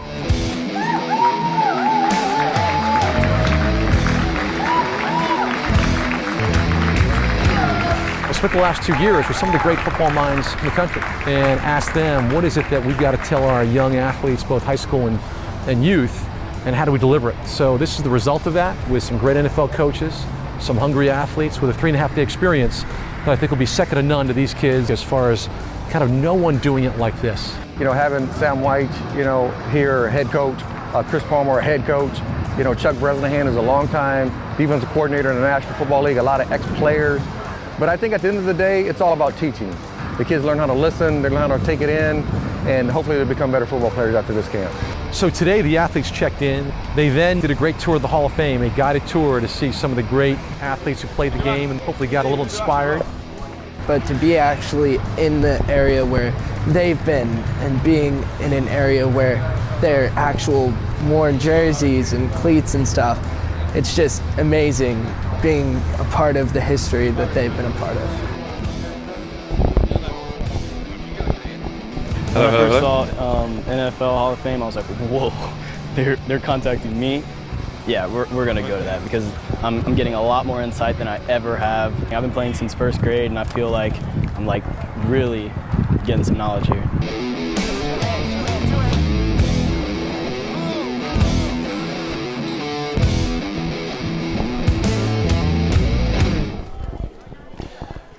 So, after a great end to the game from the Caesars, we've come with a scoreline of 33-14 to the hometown club. Great end, really. Yeah, great end. Like we just said, we've started to move that ball around a bit more and got that passing game working towards the end. Still a little bit of work on the running game to do. But, all in all, that fourth quarter was much better all round for the Caesars. And I think as much as we've seen some more offensive production in the fourth quarter, I think there'll be more questions for the coaches regarding that quarterback position. Yeah, I mean, that's a tough decision to put the coaches under, so we'll see what happens, I suppose, in the next couple of weeks and see who they rep and see what happens. But it's not a decision I'd like to make by any means. So, next game out is the Birmingham Bulls again, but that's away at their place, and I believe that is on the 6th of June, as I've mentioned. We then, the week after, we welcome the Sandwell Steelers to Harvey Haddon on the 11th of June, and that will be a real test for Nottingham to see how far their offence has come before that. Now, we're hoping to be able to bring you an interview with a few people, hopefully starting with Coach Bosley. Coach Bosley obviously has taken the back seat, and I know he'll be really pleased with how things have gone this afternoon, and when we try and give him some information about what's going on elsewhere in the division, I think he'll be quite ecstatic as well. So we're going to start off with Coach Bosley, then we're going to try and catch up with Coach Warner if he'll come and take the mic. He's a little bit reluctant in the coach's interview to start with. It's the first time he's ever worked like that with anything, and a little reluctant. And then the quarterback, the ever so shy Ash quarterback, who has led those 2 touchdown drives, we may well be able to get a word with him. I'm going to take that as sarcasm. In terms of Ash being quiet and shy. Yeah. But again, the sun has come out here at Harvey Haddon, so we're just awaiting Coach Bosley's arrival as he claps his team off there. At this stage, it might be worth thanking the crew. Yes. So thanking executive producer Steve Matthews and director Tom House there in the booth, and our cameraman Alex and Aidan. Jason with us today? He's not, but I'll thank him anyway, because obviously since Jason's been on the team, any help we can get is really, really useful. So thank you to you as well. It's been a pleasure. It's all right. And still didn't manage to get that tie on. I gave up. You know what I'm like. I can't put my own tie on. Let's face it. Every time we're out here, you have to dress me. So we can't. No, that doesn't need to be streamed nationally at all. Well, it is. We can confirm then that as a result today, the Nottingham Caesars will top the division with a 4-0 record. The Sandwell Steelers, after dropping that game today to Leicester, will be 3-1, and the Leicester Falcons will sneak up, still in that third place, but a game closer to Sandwell with a 2-1 record. Birmingham unfortunately fall to 0-3. And we already know that the Coventry Jets are also 0-3, having not played today. But the division at the top is going to be a real close run thing all the way through. It's getting closer and closer, and Falcons and the Steelers showing some real firepower once again. They've had big scores between them, and it'll be interesting to see if the Caesars defence can do anything to stop that. They've had a couple more weeks to prepare against those teams. They should have some footage, I'm sure, scouting reports and various bits and pieces. So we'll see what they can bring out. From the Bulls' perspective, they obviously will get another shot at Nottingham. I say we will travel out to Birmingham at the beginning of June. Yeah. Having now been on the end of 2 losses, and first one a shutout, but the second one, obviously they've had 2 explosive plays where they've managed to score. What will the Bulls take from today's game? Well, you got to look at the positives. So they've put 2 scores on the team that shut them out, so that's good. On the other side of the ball, they've obviously allowed slightly more, but the defence had great plays. Head coach, he came through. The general, let's call him the general. He came through and made some great tackles for losses. Led from the front, definitely. He did. And towards that end, their offence seemed to spark to life. So we'll see what they can do. So just spying over your left shoulder there, and I can see our director bringing over Coach Bosley. Again, Coach has been obviously such a stalwart of this team that I know he'll be happy with the result, and I know we're just trying to hook him up at the moment. So looking forward, do you think this is a playoff calibre team? Even though with the 4-0 record, do you think Nottingham are a playoff calibre team? You've got to look at the schedule ahead. They've beaten Coventry and Birmingham, and if they can manage to get a clean sweep, they're 6-4, and that's a good start. To be working towards that. If they can beat Sandwell, if they can beat the Falcons, then even better. But they know they're going to be tough teams, and obviously Birmingham up next. They've got to focus on getting that win and trying to get 5-0. But yeah, I think they can. Even if they just slide in at the end, I think they've got a very strong possibility. And then within the playoffs, how far could they go? Well, that depends who they come up against. If the defence holds true, like they have been doing so far, there's every possibility they could go the distance. But it's going to come down to, in a tiebreaker situation in this league, that points against, and it's going to be. Whilst you hope they're going to beat Sandwell and they're going to beat Leicester, it's reducing that score that they put on. And Sandwell have allowed. Well, they've allowed a lot of points from the Falcons over the last couple of games, so Caesars have to find a way just to cut that out. Indeed. So I believe we can now bring in the grandfather of the Caesars, the founder, coming coach. If you come in, yes, you shift this. We're coming coach. Testing. Yes, you're on. We can hear you. Congratulations, sir. Thank you so much. How are you? I'm okay. Yeah, because again today I've not done a lot. I've sat down. We saw you sitting down. We saw you looking very comfortable with your coffee down there, close to our atmospherics mic. Yes, it was great. And we were a tad worried at one point, just because we know sometimes that your emotions run away with you, but you managed to hold your own. Fine. So what are your impressions on that? Obviously beating the Bulls twice now in 2 games. We've got them again because we're playing them 3 times. Yep. But I think at the end of the day, what it's shown today is that I've got some really, really good guys out there. Not only players, but I've got coaches out there that can step up, make a difference. And I must admit, I was pretty quiet all game. And they took charge and they did a fantastic job. My head coach for today, Coach Warner, absolutely outstanding. What were your thoughts? Obviously the lead looked quite comfortable, and then they had their 2 quick scores. They had the long pass when they brought in their replacement quarterback, and then the long run from the running back where he actually ran away from the defence. What were your emotions you were going through then? Well, I thought here we go again, but then again, you've got to be confident with what you've got. Your lads are really, they're working hard. Being told. You need to have. Is this a dead one? There you go. There you go. Okay, yeah. So, again, it could have been a different story. Another score, I think that would have put it in. Sure. But we stayed with it. I kept saying to them, it's discipline. We've got to be disciplined. Silly mistakes, silly penalties. That's what it cost us. 15 yards, a touchdown that was called back. You can't do that. No. Can't do that. No. And a really difficult question. Obviously, Dan struggled a little bit again, and Ash has come in and obviously 2 touchdown passes late in the game.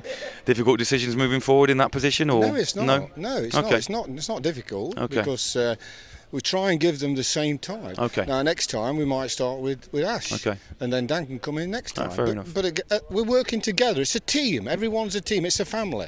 I know last time we played Coventry, and at this point you obviously were very jubilant to get that win, and at the same time we told you about the Sandwell-Leicester score. Well, Sandwell and Leicester have played again today in Sandwell, and Leicester have won this one 31-13. So that means at the end of play today, the Nottingham Caesars are 4-0 and atop the division. So Sandwell were now 3-1 and Leicester are 2-1. So obviously moving forward with one more Birmingham game before you face Sandwell for the first time, you've obviously got the edge in the division. Well, yeah, that's right. But you've got to finish the season, haven't you? There's still 6 games to go, so we've got a long way to go yet. And at the end of the day, if we get everybody down to training, and that's been one of the biggest problems over the last few years. Guys, you could have a 60-man squad, but if you're only getting 15 down to training, you're struggling. Sure. But we've been very fortunate. We've made a real definite move this year and said if you don't get down, you're not on. You've gone. Absolutely. From my perspective, it was a good game to watch, and some Robbie Jones obviously and Jamie Molnar stepped up with some big catches towards the end of the game.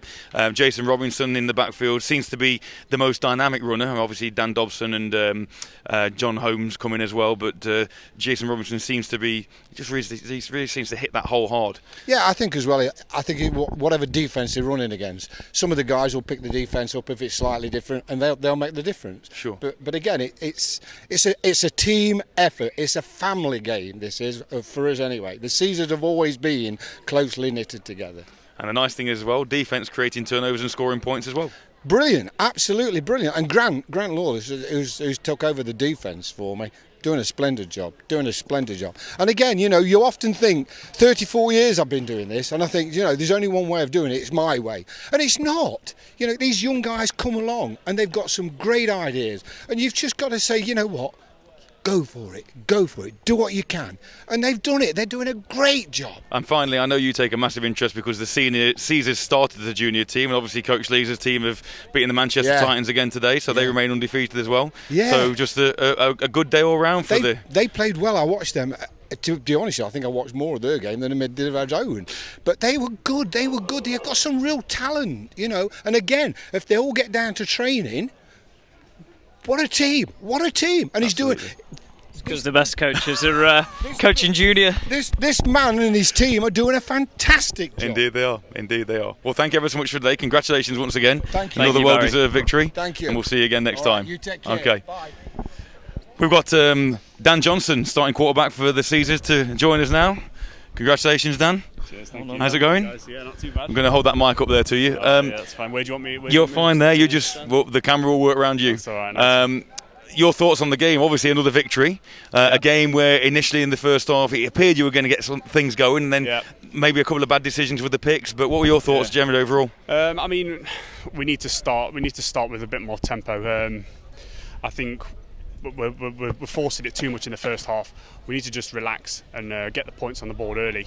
I think obviously in the second half teams get tired. It's a bit easier for us to pick them to pieces, but we need to be doing that all 4 quarters. Obviously teams like Sandwell and Leicester, they're going to be bringing it all 4 quarters, so we need to be doing the same.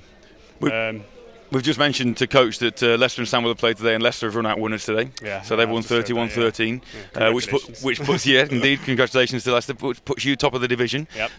Obviously, though, no disrespect to Coventry and to Birmingham, the tougher games maybe are still to come. What do you need to do to prepare yourself for Leicester and Sandwell down the line? Well, obviously we need to put a bit more in the classroom, just have a look at what they're running. Work more at training. To be fair, I mean we're not getting many guys down at training, but we need to be putting the work in at training. Just working on their coverages, what they run. see where they're weak. So. Okay. Well, congratulations once again. Thank you very much for coming and having a chat with us. Next game against Birmingham in a couple of weeks' time.